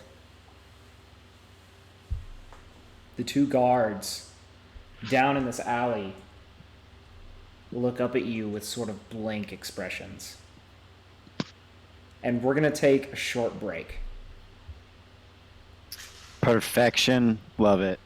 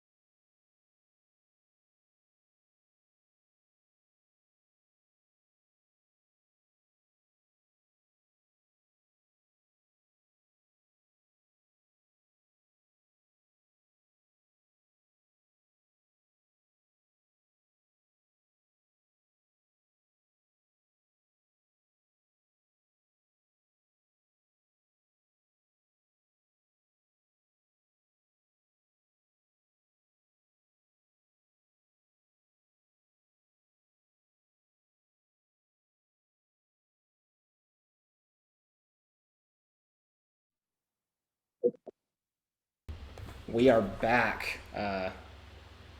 Mid-session shot, everyone. Everyone who wanted to be a part of it. I'll definitely cheers a beer. Cheers. Okay. First things first. So you all have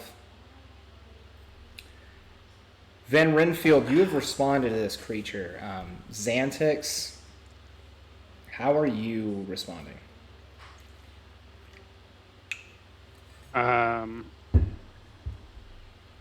I think Xantix responds by just calling out sorry, and he's gonna keep running. Keep running. With Piddlewick. Yeah, we're in a dream. Are we not? Oh, never mind. Okay.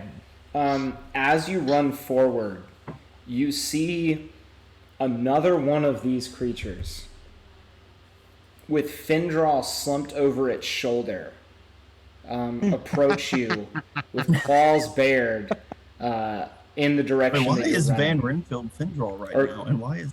Sorry, with Findraw slumped over its shoulder. Something's wrong. We hanging out, dog. I made a new friend. All right. Oh, I'm just looking at the stream right now. He promised me some pies. I'm going with this guy. There you go. Okay. Yeah, with Findraw slumped over its shoulder, this creature is basically standing in in the direction you were running.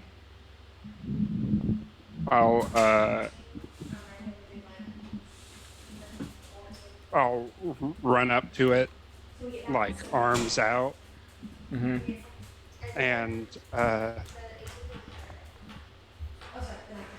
try and distract it, and then tell Piddlewick to get out. Okay. and head back to Anya's shop. Okay. Dog, we already tried that. You saw what happened. All right.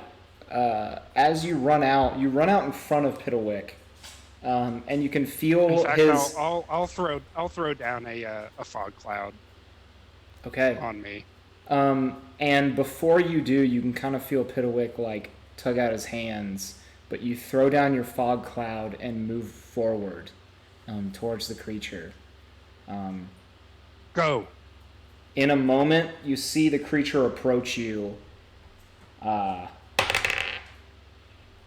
And it goes ahead and makes an attack at you. It rolls a 22. That'll hit. I need you to roll a... Do you resist the grapple? I mean, I'll try. Okay. Go ahead and roll a athletics or acrobatics. Okay.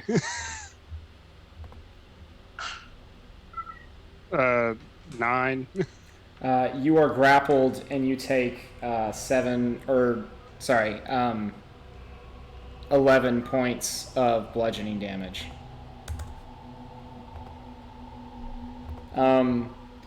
As the creature grapples you and begins to drag you back towards the others. Get out of here. I got you for 3 minutes. You no longer can see Piddlewick, and as you emerge from the fog cloud, you're unable to see Piddlewick.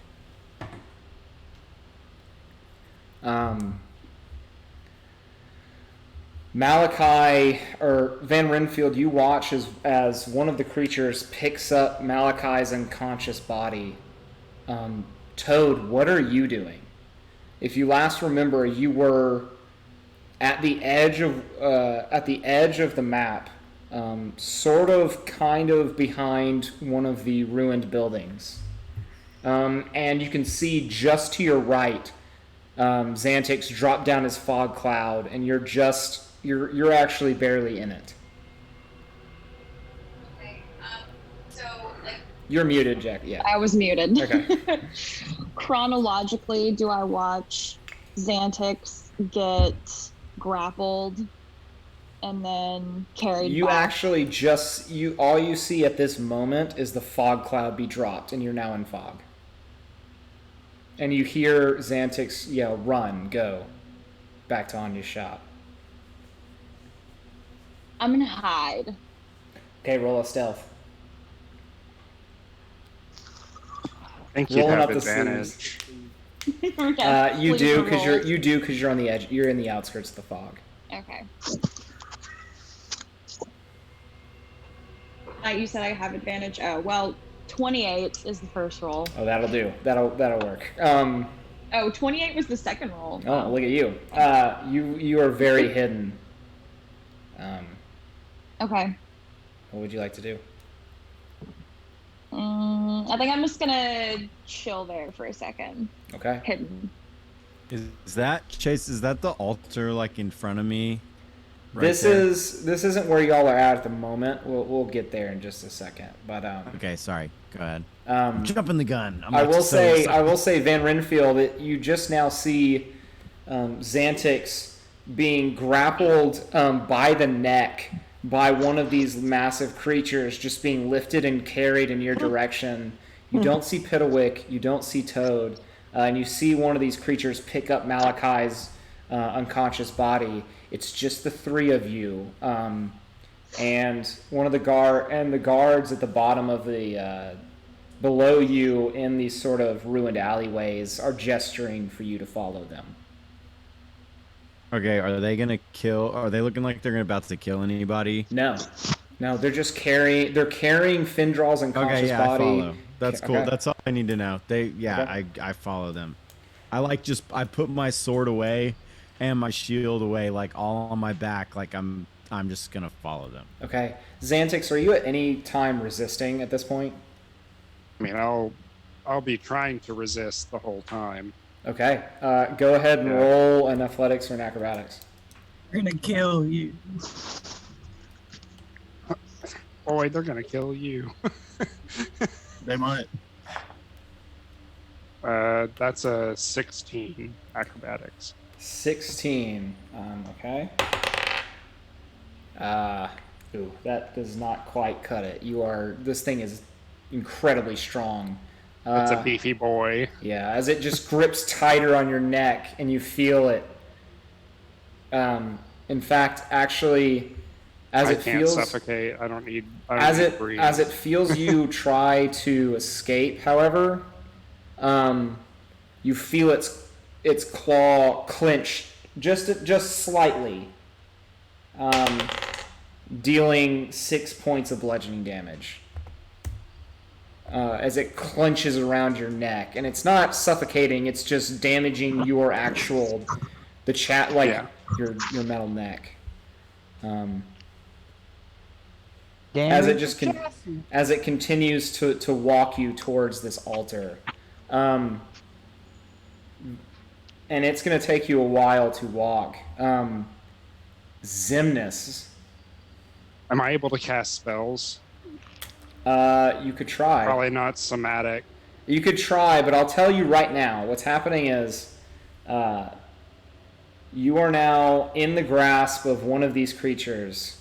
Another one of them has Malachi over its shoulder right in front of you. There are two guards walking, basically flanking you and Malachi. I would also as I see Xantix start to struggle, I want to look at him and be like, listen, robot, learn to fight the battles you can win and don't fight the ones you can't. And I just keep walking. He'll just go limp at that. Okay. Can I stay hidden and just follow, but sneak behind? Yeah, roll another stealth. He's gonna save the day.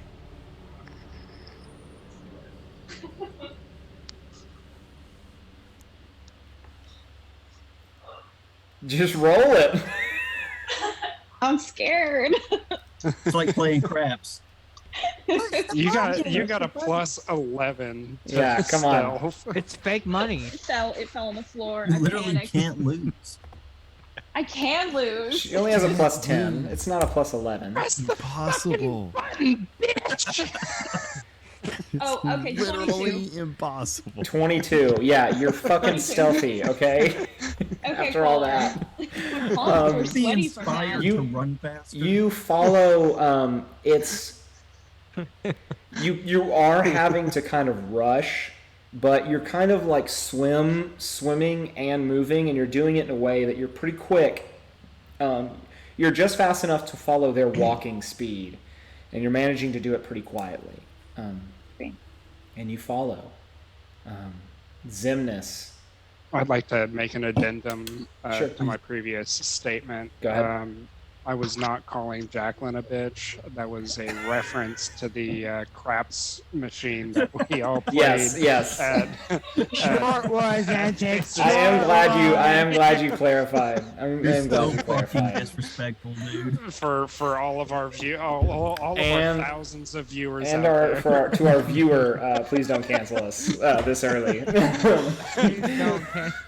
Okay, so It's only my character that's racist, I swear. so you follow along and you feel pretty stealthy. Zemnis, Yes.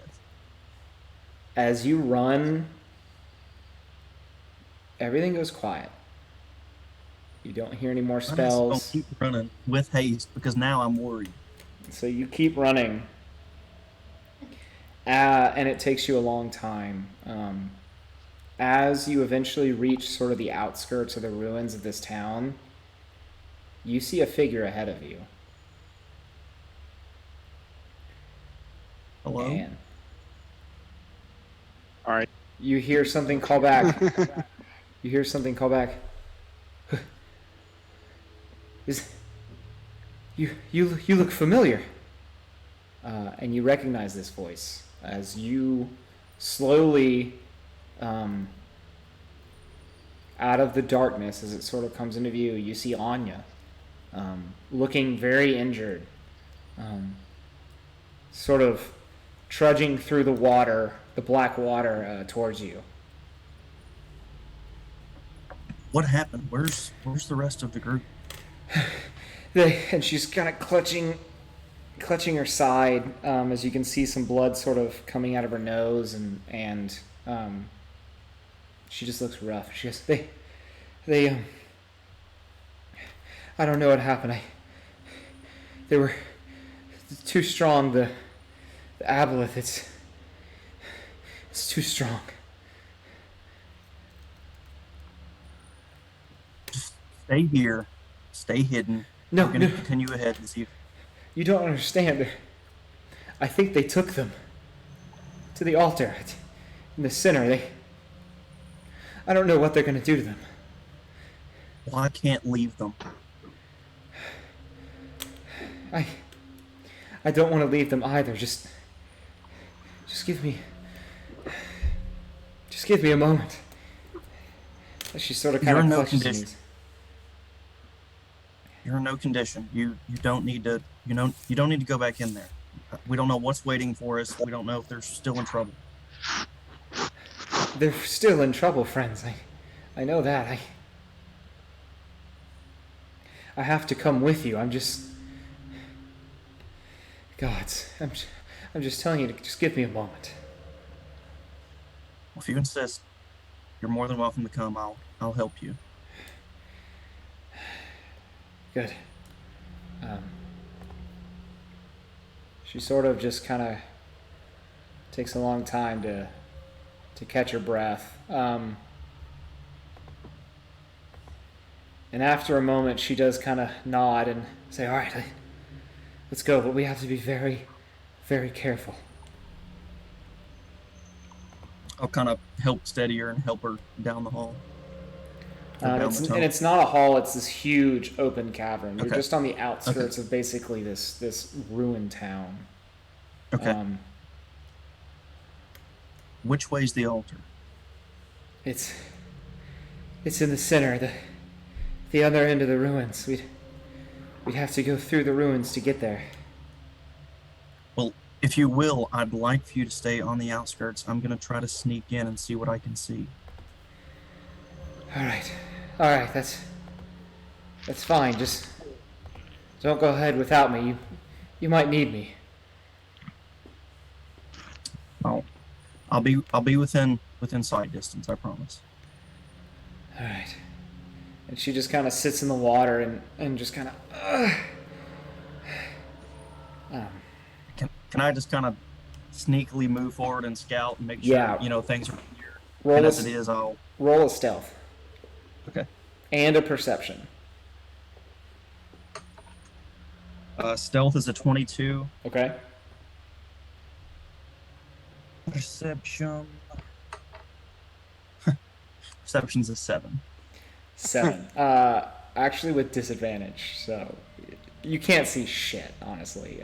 Anything less than that is definitely because you don't. Going to be best because I rolled a 22 next. Yeah, because you don't have dark vision, so it's very difficult for you to see. You're really not feeling very scoutful in this situation. Yeah. Well, I was going to say I could light my torch, but that would just give away my position. Do you call Bloodhawk back?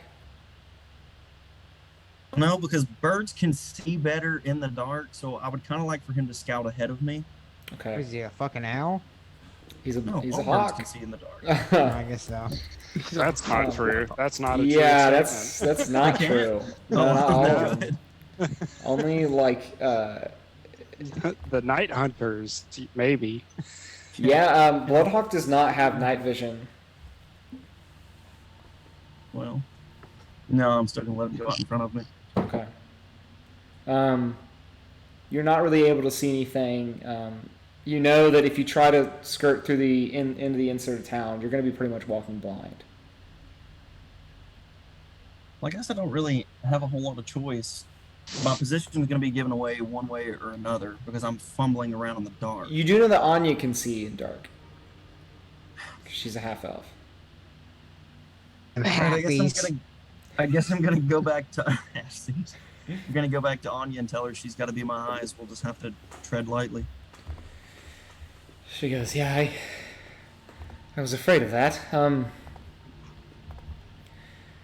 Very well. Like as I said, just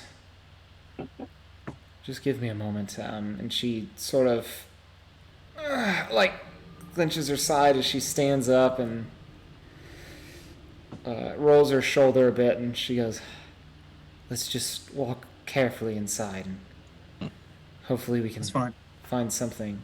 And you can see that she's casting a spell, and it's a spell that you've seen Xantix cast quite a few times. But she still seems to be working on it as you're walking through town, or walking towards the edge of these ruins. Okay, Van Renfield and Xantix. As you all move through these ruins, you do approach the altar. And you can see it as this massive fortification. And these 4 braziers are lit high up top. And on these 4 towers. And this is sort of the position you're brought in. Findraw, you are... you're carried by one of these creatures, and eventually you do regain consciousness, and you're sort of propped up. You're at 1 HP now. Malachi, you as well are sort of propped up, and you're 1 HP, barely conscious. But you all stand before this altar, and you're looking up as you see a creature atop the altar.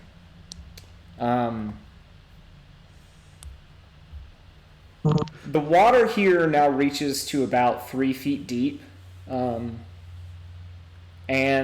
the massive pillars and stone walls that surround this altar, and atop the altar, you actually recognize a familiar creature as it sort of walks forward with a staff in its hand. It's a sea hag. The same one you encountered at the windmill. Bitch. Though the one that went down in the gutter? Yep. Yep. Though now she's wielding a wooden staff. She's wearing a dark blue cloak that looks very fine and well made, and she's wearing a crown made of barnacles and covered in shells. Around her neck, you see this ornate, large gold talisman. And it seems that all these creatures are looking up towards her. I need everyone to roll either religion or arcana. Wait, including me. Damn, even with a No, plus eight, I got a 13. actually, yeah, Toad. You're on the outside of this fortified altar, but you actually no, Toad. Never mind, because you're stuck outside of here, and you don't have dark vision. So where's my Toad? There's my Toad. I don't need to, right? No, not using this. Just everyone in this area. Also, I would like to say that Bloodhawk does have keen sights, so it doesn't say anything. Dark Yeah, that is just means he has advantage on perception. But that would mean he doesn't have disadvantage in the dark. But so, I guess it could cancel out. So take that as you will. But okay, Van Renfield, what did you roll? 21. 21. Findra? 13. You still have disadvantage, by the way. Oh. Sorry, what was the roll again? A religion or arcana. I got a 24 there, so Oh, still 13. 13. Equivalent for me. Okay. Malachi. 13. 13. The rest of you aren't sure what to make of this, but... Oh, wait, religion or arcana? Yeah. Is, Either way. 25 for me. Oh, Jesus Christ. That'll be a difference, Xantix. You had to wait for your boy. Okay, so Xantix and Malachi, you all are able to get a feel for this. You know that aboleths are ancient, old creatures that aspire to godhood. And in many senses of the word, they are gods, especially to their followers. Those either willing or otherwise, or those enslaved by the aboleth's mind control. It doesn't appear that this sea hag is under any sort of mind control, but it definitely seems that this sea hag is put in some sort of prophet position, often used as a speaker for the aboleth. It's a position of, to the aboleth is a high-ranking position, but it's really just a speaker for the aboleth who speaks to those already enthralled and under its control. So it's a very vain mouthpiece. But she stands there, looking down at you all and says. And again, this is the most hideous creature you've ever seen. I mean, she is ghastly. Her hair is written down. She looks halfway between person and fish-like, and all the bad characteristics of both. As she sort of steps down, her webbed feet just at the edge of the altar, and just goes, "Well, it seems that the tables have turned. Now you come before me, the speaker for the old one.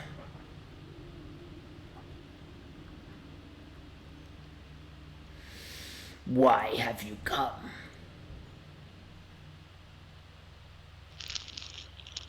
We're looking for a girl. The seeing one. The old one knew someone would come for her. Tell me, what do you know about Farsight, the true seers? Do I know anything? Roll an Arcana check for a different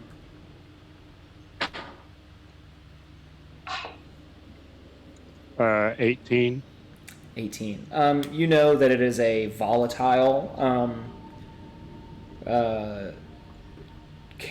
sort of trait passed down from lineage to lineage. You've heard that this is a very young girl, so you imagine it is pretty volatile and difficult.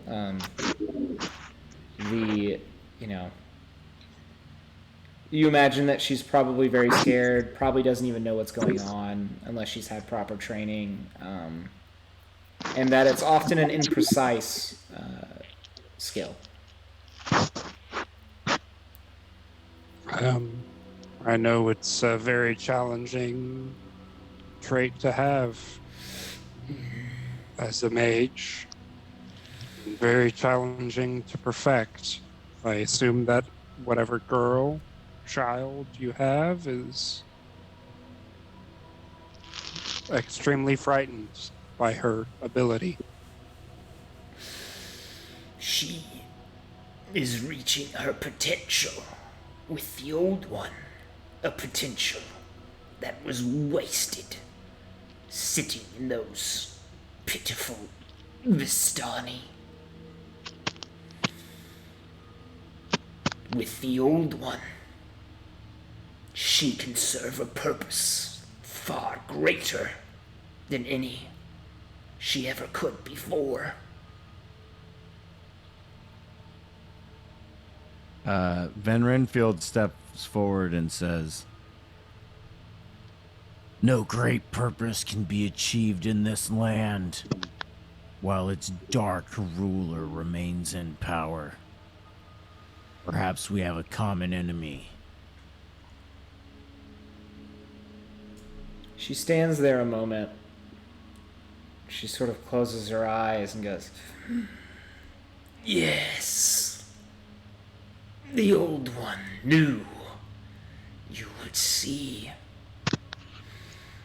The old one used to rule this valley long ago. Many servants, many followers, much food for its growth. But then the undead one came, took over this valley, plunged it far away into this realm in the Shadowfell.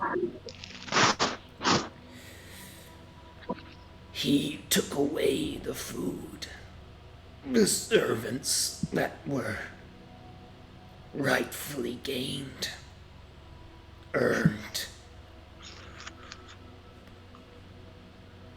The old one knows of what you seek.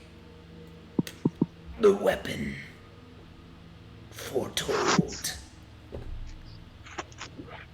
He can show you.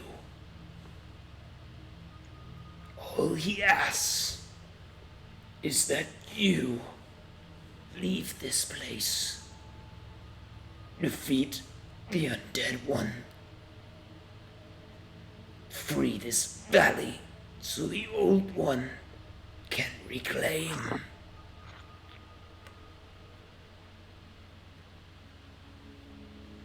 What happens to this valley after I am gone is none of my concern. I can see you are a true prophet, for we have spoken to another who foretold the same. Far be it from me to stand in the path of destiny. Give us the girl, show us to the weapon, and we will destroy the undead one. You will not have the girl. She would be wasted among you. Her potential never reached. But the information, the knowledge she sees, the old one has seen into her mind, into her visions.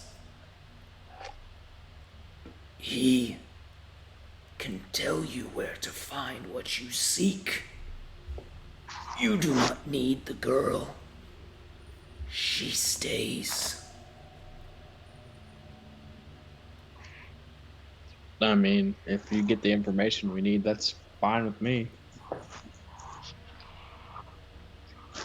I don't know about the rest of them, though. Toad, just so you know, you can hear this information. You can't really see what's going on, and you are outside the wall, but you can hear. Okay. Fuck. Can we? Is it at all possible, Lord DM, Yep. to have a meta moment? Yeah. Go ahead. I just want to what's everybody thinking right now? I'll let a meta moment happen. I would like for the girl to come back with us. Benjog doesn't give a fuck. I would, but Malachi also just wants to leave this place. I Can't mean, Toad just go look around and look I'm for them? I'm down to make a bargain, but I want it I want to get the best terms. I have a thing. I want to talk to it. Xantix has a thing against control. Yeah. And I know. And Same. Findrog would probably want to save the kid, but he's so fucked up right now and so exhausted. We're also very fucked. We're also very fucked. We're not in a position to bargain. But yeah. Can I I think I want to talk to it a little bit. At the very least, we know that they're not going to kill the girl. How do we know that? Because they need her. Because they need her to, the aboleth needs her for her gift, and so you could always come back with more people at a later time. One thing at one thing at a time, and if we've got a more powerful weapon, maybe whatever. But and a higher level at this point. And higher levels, and but I don't know. Yeah, and not two people down. But we're in a bad position right now, obviously. But scripted loss. Okay, I'm gonna cut the meta right there. Yeah. All right. Okay. Van Renfield looks up at the sea hag and is like, "How do we know the girl is still alive?" She kind of laughs. Robbed her mind of what you seek, and cast her aside. She kind of laughs. The old one makes use of her. He would not discard a tool so valuable. So you She say. Alive. You desire proof. What proof would you need? Show her to me, and I'll do what you ask. Roll a persuasion check.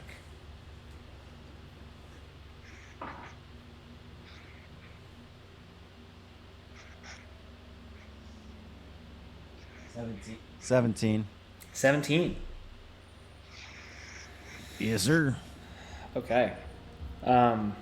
She looks at you and goes,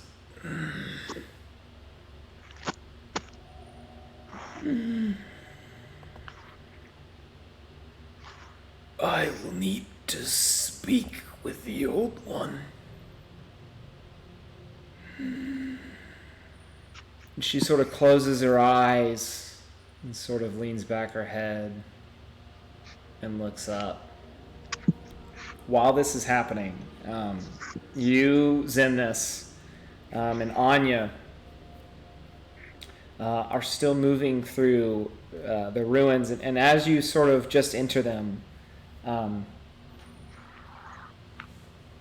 Zemnis, you actually see something ripple in the water and move through the ruins in the alleyway. It takes you a second.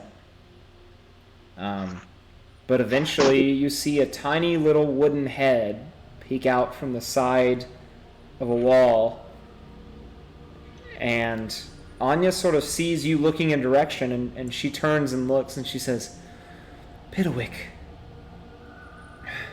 You got away. And he goes. She goes, come, we're trying to find the others.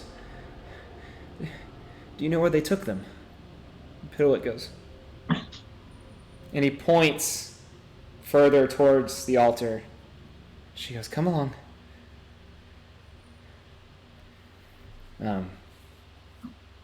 Zemnis, do you continue towards the altar? Yes, I would continue towards the altar. Okay. All right.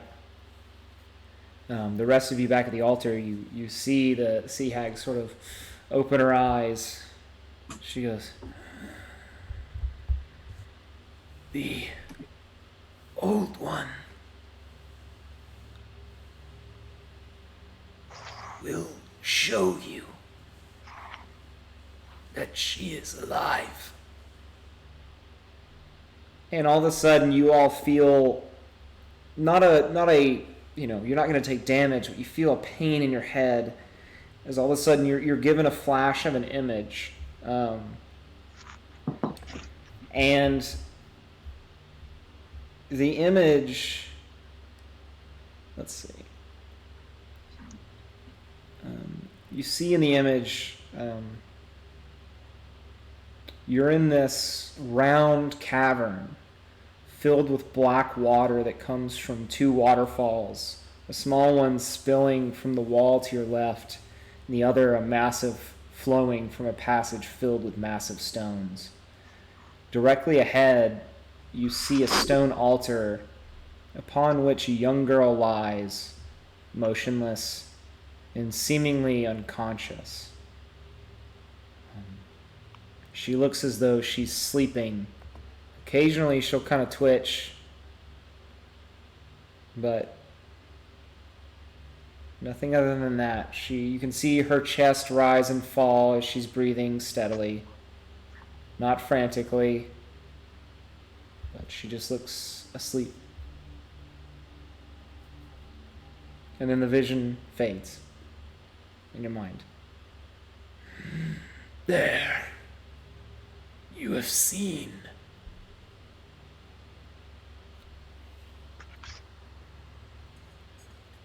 When we have your word, that image is the truth. The old one does not lie.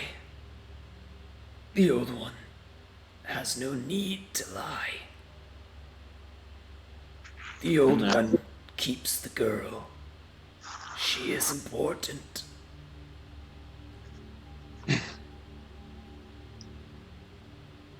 Show us what we must do. Yeah, I'm on board. Yeah. Good. And you see just her yellow teeth. This is just her sickly skin. And she closes her eyes, and then they open and they're sort of white. The cold mountain has a secret. Darkness hidden beneath stone that shines orange like the sun. There is a temple that lies within the mountain, far to the south of here. It is ancient, nearly as old as the old one. The sword is there, behind doors, long sealed. But time has created an entrance. The old road can lead you there, across an ancient bridge, guarded by a long dead guardian. And her eyes kind of come to. You now have have what you seek, leave this place. Yeah, Chris. Can I get that one more time, a little bit slower? Yeah, sure. So she said, or after all of this, just yeah, okay. If We'll do it after. If you're reading from it, yeah. Yeah. Don't want to break the flow. Yeah. Yep. I have like a really strong fucking impulse that I'm really trying to. You see now that the two guards move to the gate and open it. And they gesture for you to walk out. I'll slowly get up and walk out. Xantix is out of there. Okay. Yeah. Yeah, I guess. Okay. I guess I'll go. You all move through the ruins, and you're accompanied by these two guards and these two... I just had such a fucking impulse to once she gave me the info, like, I'm like, I have a straight shot at her. All right, anyway, carry on. You're accompanied and escorted by these two guards and these two crustacean-like creatures. They're standing very close, and they're not even looking at you. They're just looking ahead as they guard you. Toad, you're still hidden and following behind. But they escort you all out of the cavern unless you'd like to do anything else. Which two? Or is it the big squidbillies, or is it the? It's squid It's both these. It's both of these creatures and these two guards. And one of them's injured. One of the creatures is looking a bit better. It's definitely not that injured anymore. I'm gonna look at Van Renfield and just kind of like look at him and just like shake these like the clamps out of him, like to unlock them. While we're walking. And Xantix will also look at Van Renfield and shake his head no. I'm gonna leave him on until we get out of the cavern. Xemnas, you, as you're moving through these ruins, do see ahead the party moving forward, and Anya sort of, they're up there, they're being led our way, and you all sort of duck behind some ruins. What would you like to do? Like to stay hidden, and then once they pass, kind of follow behind them. Okay, roll a stealth check.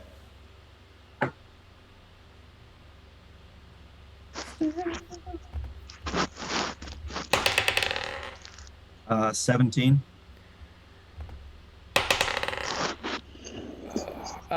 You and Pitawick are quiet as ghosts.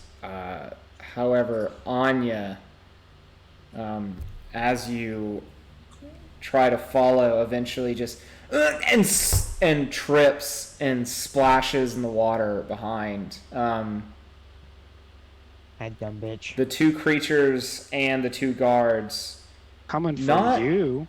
Not frantically, slowly. Leave me alone. Slowly turn around and just look at her and you and Pitawick, and the two guards simultaneously go. The old one demands you leave. And leave we shall. All right. Yep, and this place. You help Anya up, and the creatures and the guards continue to escort you all out of the cavern. It takes a while, and it's a long, silent walk. Many of you are in a tremendous amount of pain. Malachi and Findral just limping as you both are barely conscious. Oftentimes, you're having to be helped by either Van Renfield or Xantix or Xemnas. But eventually you're led back to the cavern entrance and where the two guards just wait as you all walk out. And you walk out. Malachi, you're able to tell that it's about mid-afternoon.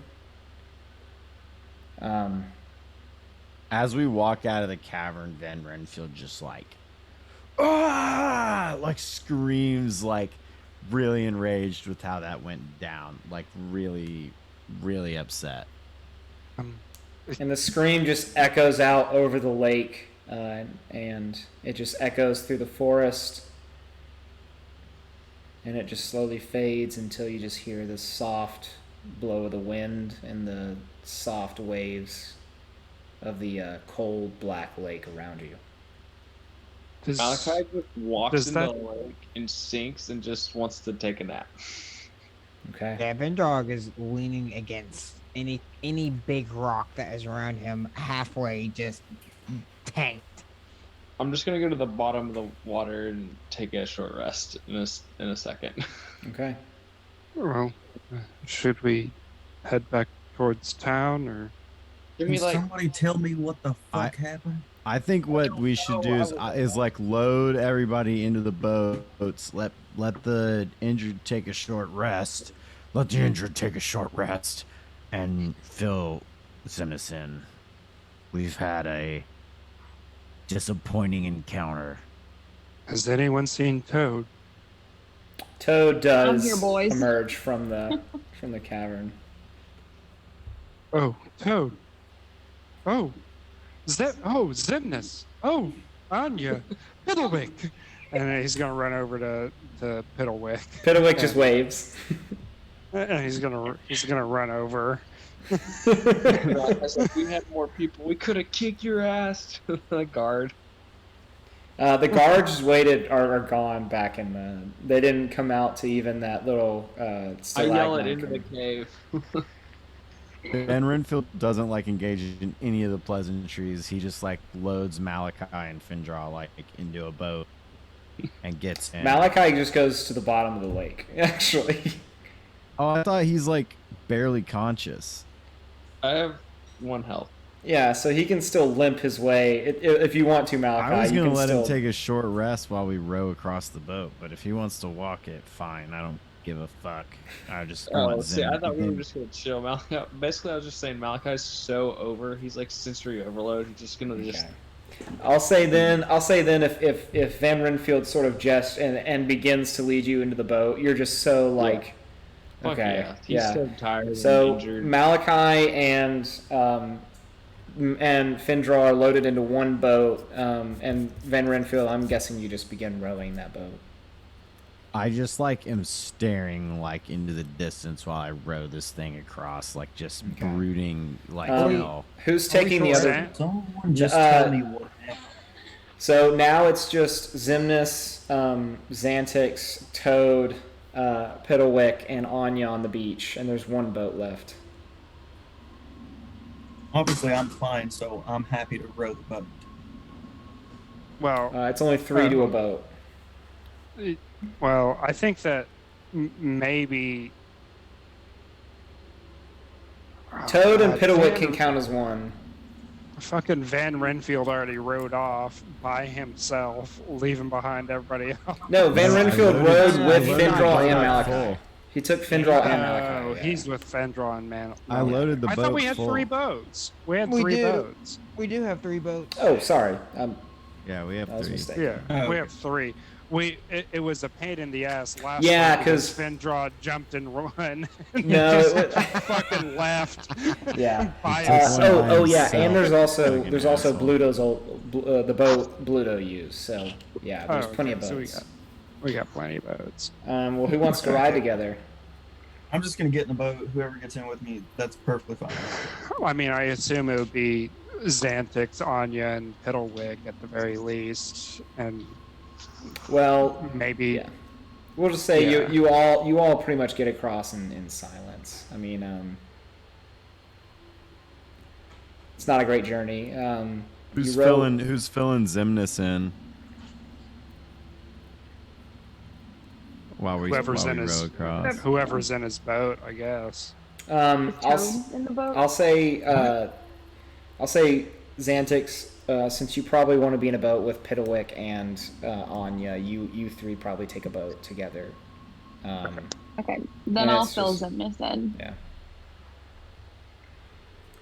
And why is the elf shackled? I take off his shackles once we get in the boat, by the way. Okay. Oh, okay. I'm napping. But it's a fair question. He was shackled before, but Malachi's awake too for the short rest. But also, why? So everyone who's not rowing can take a short rest if you'd like. I assume Anya's gonna row back across. No, Anya's in no way to row. She is so injured. Okay, then Xantix will take one oar and Piddlewick will take the other. Okay. You guys just go in circles. Tangem rowing there. Okay. And Piddlewick is rowing better than Xantix, most likely. It's about even. You're both made of wood. No, so, I'm made of bronze. Bronze, sorry. Piddlewick is made of wood. Get it right. So you all reach the other end. How do you want to get back into town? Through your tunnel? Secret tunnel. Okay. I mean, it's midday, so... You all make your way through the tunnel, and you reach back into Anya's shop. Anya immediately, as she reaches the top, goes, I'm going to get some rest. She sort of puts her hand on your shoulders, Xantix, and goes into the back room and lays down. That's your cue. She slams the door behind her, and you hear a lock. I mean, might be best to rest here. We're not particularly wanted in the rest of town. You all also do know that the Watcher Ball is in about 3 hours. So we don't even have time to a long rest, do we? In 3 hours? 3 hours. It is mid-afternoon. Oh my god! It's about after you cross the lake. It's about 5 p.m. and the ball starts at 8 p.m. Damn it! Do you want to? Hey, should we just get there a little late so I can take a long rest? Let's see. It's how long is a long rest? Depends on who you are. It's a long rest for Malachi is 4 hours, 6 hours for me, 8 hours for everyone else. I think you should all just take a short rest. I think we could theoretically be an hour late and let at least Malachi get in a long rest. I'm okay. I can take a short rest and be okay. I think that a long rest. My short rest did not give me full health. I got dose exhaustion over here, dog. So Malachi and Findra only need 4 hours. Xantix only needs 6. The rest of you need 8. needs 4 hours? Yeah, 4 hours of meditation. Because he's an elf. He's a full elf. Yeah. Cool. Yeah. I think we take 4 hours. And show up an hour. The rest of you can take the rest of you can take a short rest. Or you guys can show up on time, and we can show up we can stagger in. That's true. Yeah. Yeah. Okay. Yeah. So Malachi, are you okay going with Findra? The Findra, he's not even in the right state of mind. So Xantix, are you going to take a short rest or a long rest? I'll take a short rest. How long is a short rest? It can be like 1 hour. Yeah. Okay, cool. Yeah, I'll take a short rest too, and yeah. All right, I'm starting my long rest now. I'm just gonna be I can do it near the Watcher Ball. I can just mope around for my long rest. I just have to be doing nothing. Are we still in the shop? Are we still in that? Yeah, you're still in the shop with them. Yeah. Can I just take a nap in the corner? Yeah, just, yeah, lay absolutely. down in the damn corner and fall asleep. Yeah, honestly. let's see.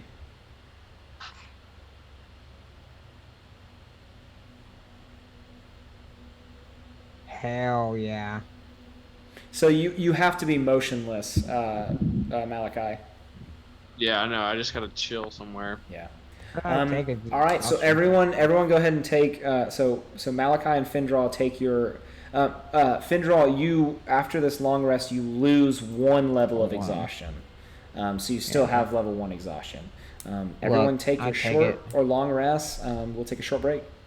Did anyone end up buying me a mask for this ball? Yeah, I got you one. Yeah, we do have extra masks. Okay. Yeah. Yeah, But got no clothes. No one bought me any fancy clothes. No, we want to leave that up to you. Unless you wanted to ask Anya for one of her. But again, Van Renfield, after your short rest, you have 2 hours. All right, so everyone, we're gonna take a short break. Chase, where do I go to take this exhaust conditions? Never mind. I got it. Boom.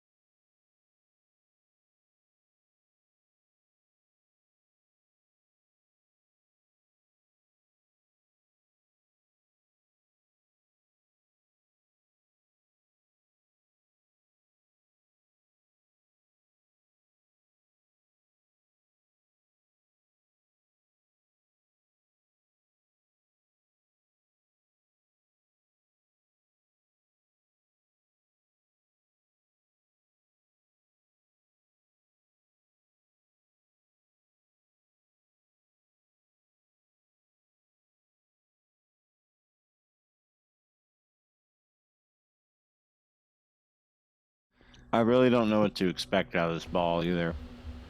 Oh yeah, same. Okay. I mean, this You have could a be. Raven mask. I'm worried you're I gonna obviously, get drunk again and obviously start get a setting horrible things on feeling fire. about it. Ooh. Does anybody? Hold on. I think I wrote it down. Anybody know what mask Xantix said? Oh, it was a duck mask, I think. Yeah, it was a duck. Yeah. I pretty much let you have a choose your Raven mask. mask? If you want to change your mask, you can. But I pretty much let you choose what your mask looked like. Van Renfield, you can. I want mine to be a hawk. Yeah, yeah. Since you got to go and choose. And what was Petalwix? Oh, Mine is shit. for sure a bat, like a really scary looking like vampire bat mask with the big like grotesque nose. Okay. He's so fucking edgy. I don't think Findrog bought. I bet he any listens to clothes. My Chemical Romance. You didn't need to buy fucking clothes, but white. they did buy you a mask. Call Your him robes are white so nice Yagami. looking that they just gave. They just like. They Do I thought have time to wash him before the ball? No, you're gonna be showing up late. Okay, so as those of you who are finishing your short rest, you've spent an hour resting in Anya's shop. What would you like to do? Would you like to wait, or would you like to do something before you head to I would the like ball? to change clothes. Okay. Yeah, I'll change clothes. Okay. Or well, I'll put clothes on, I guess. I'll wipe myself down. Like Okay. I'll wipe off all of the mud and gunk. You and- notice, Xantix, that some of the metal around your neck is like crinkled and crunched in. It looks pretty rough. Ooh, I got it. Yeah. I'll cast mending with my Okay. hat of wizardry. Go ahead and roll Yeah. to try to cast the spell. Okay.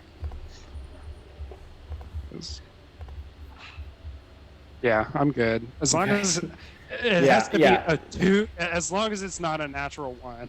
Yeah, pretty much. It's either a 1 or a 2, and a 1 or a 2 would fail, no, right? 2 would still makes me succeed. okay. Okay. Yeah. Yeah. Because so that puts me at 10. okay.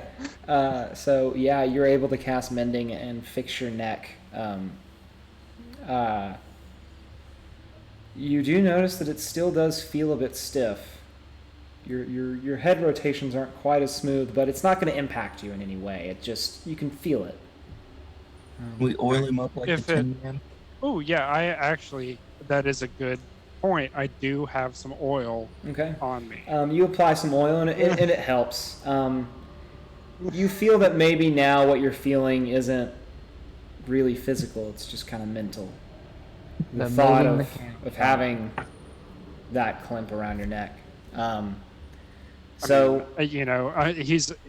He's a troubleshooter, so fix Yeah. every issue. Until So- only one is possible. Okay, so it's been an hour and a half. What would the rest of you all like to do after your short rest? Is anyone wanting to do anything before the watch your ball is basically what I'm saying. Does Craig need to go get clothes? I want to go pick out my outfit. I want it to be like an all black. I mean, do I need to? Do you want me to go do it? Malachi, you said that you did buy Van Renfield clothes? I got masks for everyone. Okay. But you did. So- you didn't buy Van Renfield clothes. I didn't buy him clothes. I didn't have money. Okay, I that's think right. that Van Renfield's trying to be a great value Batman right now. Van Renfield, they do tell you exactly what shop they went to. It was an old woman's shop, and they that's Great value Batman got me. they point you into the shopping district. And are you going alone? Unless someone follows me. She'll believe anything you tell her, so you can get really good deals. So you're led to the Sunshine Supply Is that Shop. what Zimnus does it? Do you actually tell me that as I leave? No, yeah, I actually tell you that. And that was also, that was also kind of told to you by the Watchter brothers. And Malachi would have said that because I made money off of her. Do you give him any money to go buy clothes? Does anyone give him any money? Oh yeah, I guess we should give him some money out of the bank. Yeah, I'll give him some money out of the bank. Well, let me open it up real quick. Do you? How much do you ask for Van Renfield, or how much do you get, or how much do y'all give Van Renfield? I don't know. We have 38 gold and 54 silver in the bank. How much was our clothes? Do you remember? I personally don't. They gave all of us, I think, like 10 total. Yeah. So we Van Renfield just says keep your money. Okay. Hey, Bruce. Are you sure? We have 38 to spare. I can buy my own clothes. Okay. Use it for something useful like spells. It's a work expense. We can take it off on our taxes. So you make your way through town and you arrive at the main square. It's kind of vacant than you're used to, but you manage to find Bethel's, and you find a very old woman who seems rather confused at times. But oh, hello, dear. What can I help you with? I need an outfit. Oh, Black. For a costume party. And a hat. The biggest one you have. Okay. She gestures towards, there's this black, very, very nice looking, royal suit with a big hat, with a black hat with a large raven's feather, very much larger than any raven you've ever seen. Yeah, you absolutely get what I'm going for, and I want to thank you for that. And it's like I'm guessing it's one of those, and you can edit this as much as you want to go, but I'm guessing it's one of those hats that has the brim all the way around, but is folded on one side. Exactly. Musketeer vibes. Yeah. Huge raven's feather. And she goes, well, this is a rather nice outfit.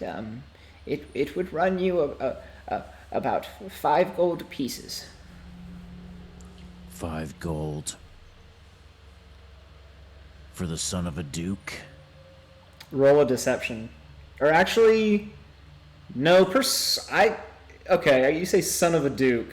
I'll say deception. Yeah, I'll say deception.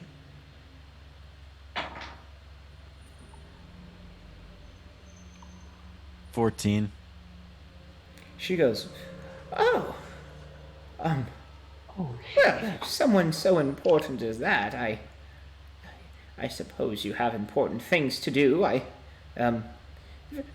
Very well. 2 gold pieces should be plenty. You said 2? 2. All right, I give her the 5 anyway, and I say, the better the tailored fit, the more I'll think about returning for my next outfit. She goes, well, do you have a few moments to tailor the outfit? I do not. How long do you have? And you have probably about an hour at most. Of an hour at most. She says, that should be plenty of time, love. And of course, come with me. And she leads you to the back room, and there's a few mirrors. And she's very good at what she does. This outfit fits like a glove. It takes 4 hours. But no, she does it in 30 minutes. She does it in 30 minutes, kind of as you're wearing it. Sometimes she pokes you a couple times with the needle, but she gets it fitting. And it catches on fire. Yeah, but she gets it. I mean, it fits great. Amazing. It's all black, and it got a big black cape with a high brim. I think everybody gets it. And then I've got the vampire face mask. So okay, awesome. I thank her for her. You're skilled. You're very skilled. I will give your graces to my father. What duke is that again? And then I just walk out the door without another word. Okay, do you walk back to Anya's shop to meet up with everyone? Yeah, I like, depending on what everyone else has been doing, I just want to meet up with people on the way to the ball, and I'm like wearing my dope outfit and like, you know. Okay, you all are either finishing your long rests, Malachi and Findra, or Master Van Renfield, you look rather spiffing. Why don't you kiss him? Now my exterior matches the darkness of my soul.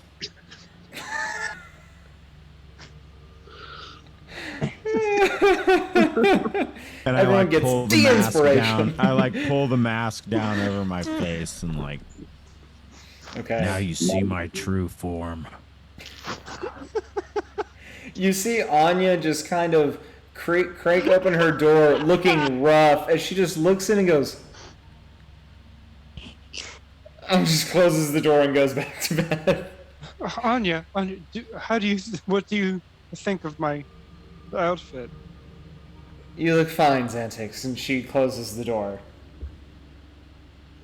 Everyone? Xantix don't look now, but your piston is showing. This is all hydraulic. I run by hydraulics. There's no. I understand the confusion, but. Okay. Actually, no. Hydraulics do have pistons. Womp womp. Remind me, were we not supposed to bring a gift? I look at my arm. Is that one up now? Or are we still snapping? You're still napping. You and Malachi are still napping. Remind me, weren't we supposed to bring a gift? Did I make that up? Are we? Did anyone make note of a gift? I did not. I did not make a note of a gift. What session was that? I seem to remember those brothers thinking it would be hilarious if we brought a gift, but I don't remember if I'm just making that up in my head. Oh, I think they wanted us to bring like one of the toys from Blinksy's shop as a gift. Yes. Yeah. That's it. Bring Piddlewick. I mean, we're gonna bring Piddlewick.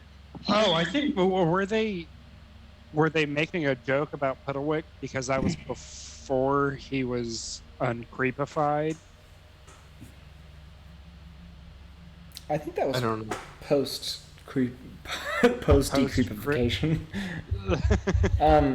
Sometimes Piddlewick can be unnerving to even people now, but I still have an extra toy because I was gonna give it to that one guy, and it was the father. Because I gave one to the one lucky guy, and then I was gonna give it to another, and it turns out that was the dad of the missing daughter. So I ended up not. Yeah, Malachi still has both those toys.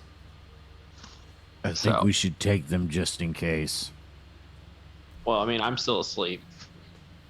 Well, actually, I'm not. I'm like, I just have to sit there and not do anything. Yeah, you're still listening to them. You can hear, and you can offer them to take. You can offer one of the toys if you'd like. Yeah, because I like sit and meditate and like use my scythe and shit. So yeah, I'll take the toy and put it in my pack. This entire party, I'm gonna fake a very shitty English accent. Oh, hello. I'm assuming, like I'm not taking like my pack and my shield and like my crossbow. Like I can probably take that is sword, up to right? you. That is up to you. That definitely whatever you would like to try to bring. Just vamp your weapons out of existence. Yeah. I want to leave everything except my long sword, I think. Okay, make sure to unequip your shield so it's not showing on your AC. Yeah.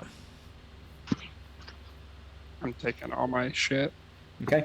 Well, probably not my backpack full of shit, so I don't know what I do have on me.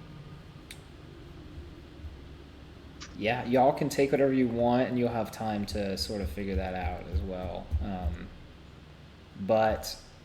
So you all, Oh, actually, Chase, there's also one thing that I may or may not want to like retcon Sure, go ahead. or something, but basically my book was like glowing white.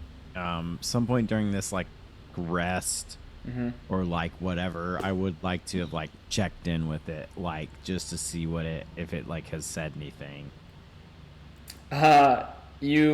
you look and you can see that the ink is no longer sort of flaming. You can tell that it's probably older, probably when it first was burning hot, and it just says "good move." Amazing. All right. Yeah. Cool. Like Van Renfield just like nods to the book, like puts it away. We're on the same page. I think that I think also Xantix would be like going to everybody in the group and just be like, so do you think I'm gonna need this? What about this? And like like, should I take my calligraphy supplies? Or how about this? Should I take my Tinkerer's toolkit? Should I take my two-person tent?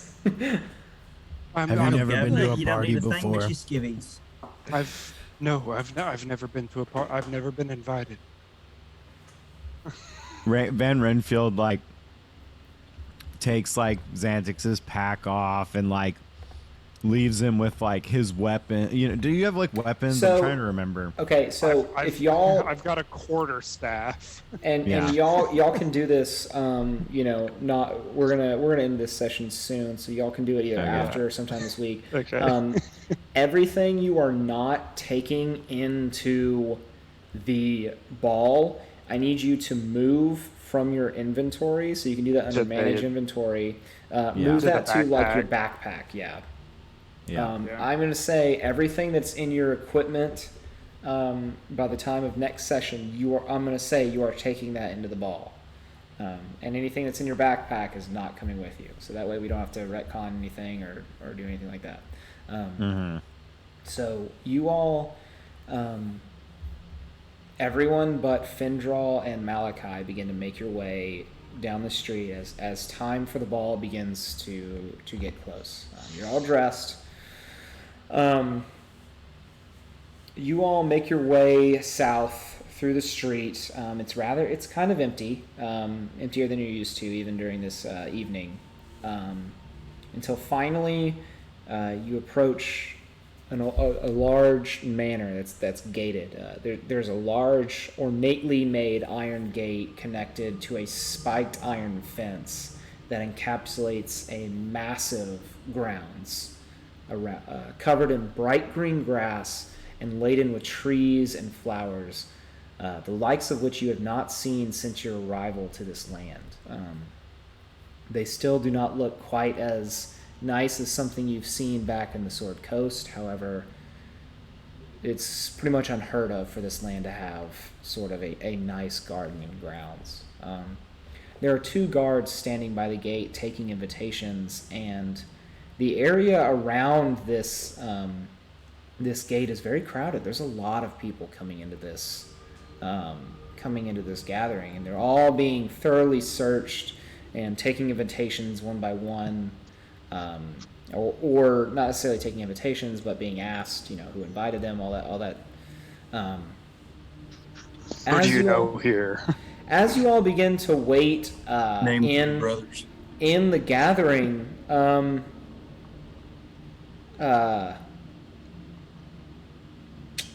to think of who.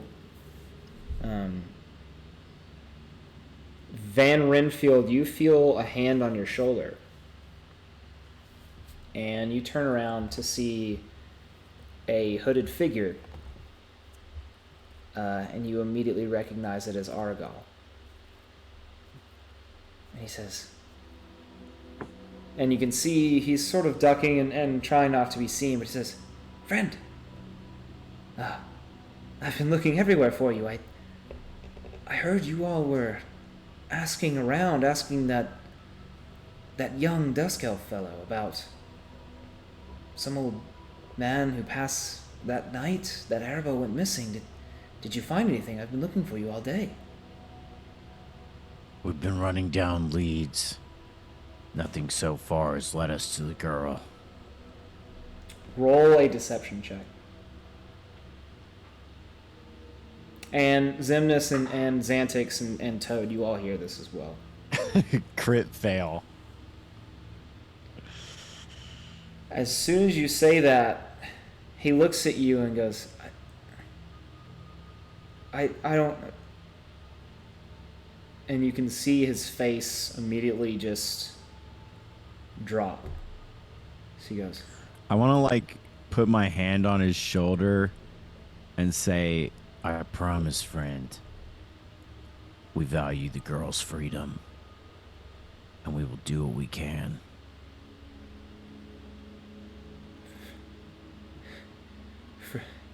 Freedom?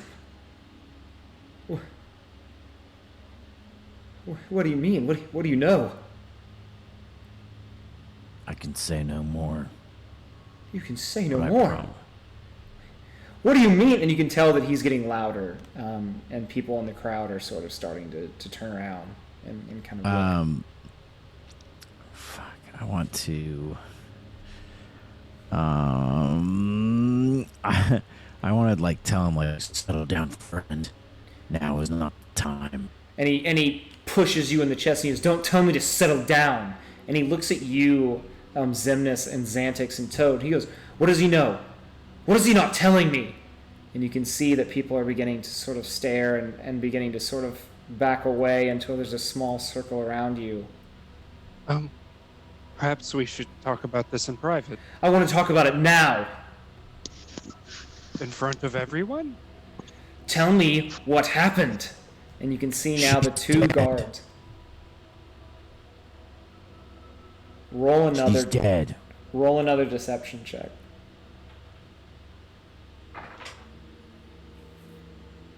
$19. 19. Yeah. He looks at you and stares at you for a moment until you can see the anger and the frustration from his face just sort of melt. As he looks up, he's...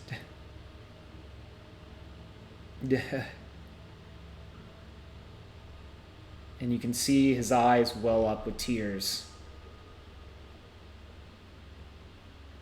as he sort of looks down at the ground. And you can feel his hand grip your cloak right here, just a handful of clothes, Van Renfield. Mm-hmm. And he just grips it. But then his hand sort of goes lax. And you all see that the two guards at the gate are beginning to walk forward, and he just sort of lowers his hand and walks back away through the crowd. Before he goes, I want to like mutter under my breath, like, I'm sorry, friend. I tried to spare you. He doesn't say a word, and he just walks away. I want to like turn to the guards and say, like, leave him be. He's had some upsetting news. Really? And you can see that these are more like, they look like hired hands. They just look like tough guys. They're not really in the same guard outfit, but they go, your business is settled then? No more disruptions for Lady Watchter's ball? Nothing but levity for the party. All is well. And I like do it with like a shit-eating grin. They look at you a bit with like a coy look and they go, who is it that gave you your invitation?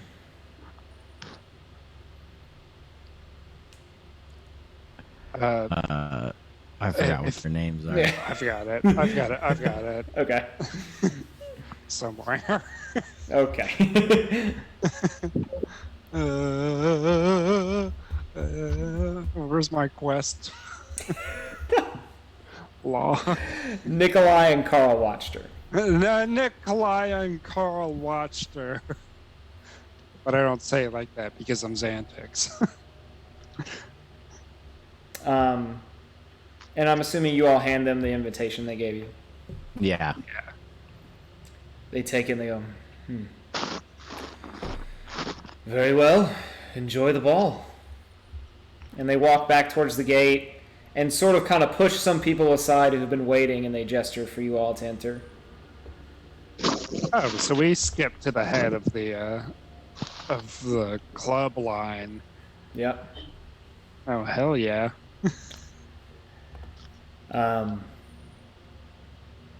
And I think that's where we're going to end it for tonight, guys, as you all approach the entrance to Watchster House.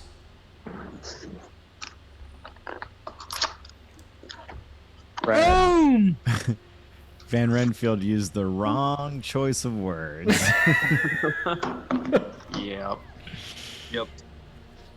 All right. Y'all, next week, Monday. Nice. Yee. Oh, Yes, hey, I'm glad I Chase. got to witness it from the third person. Yeah. Hey, you were there in that last little spat. Yeah. All right, what's up, Chris? I was Can you like text or Yeah, email? I'll send you what the Aboleth's hag or the message, sea hag. the sea hag said. Yeah, but I'll let you know. These fucking hags, man. I feel like that's something that is that's something that's like I feel exact wording specific.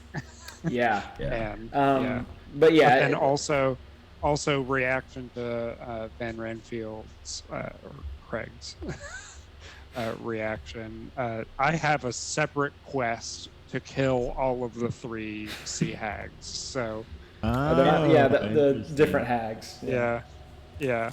We've got 1. We have 2 out. Yeah. Out there.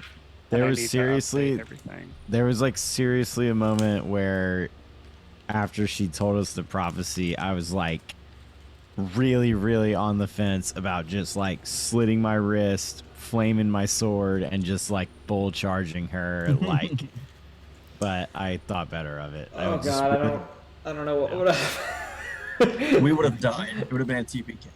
Yeah. Van Renfield was not going to die in that cave, and he didn't have enough information. So. This reminds me, since we have everybody here, I need to add everyone to all of the like group documents. Okay. Can I get everyone's Brandon ditched. Brandon dipped out, so I already Brandon's in all of them, I know. So if I can just get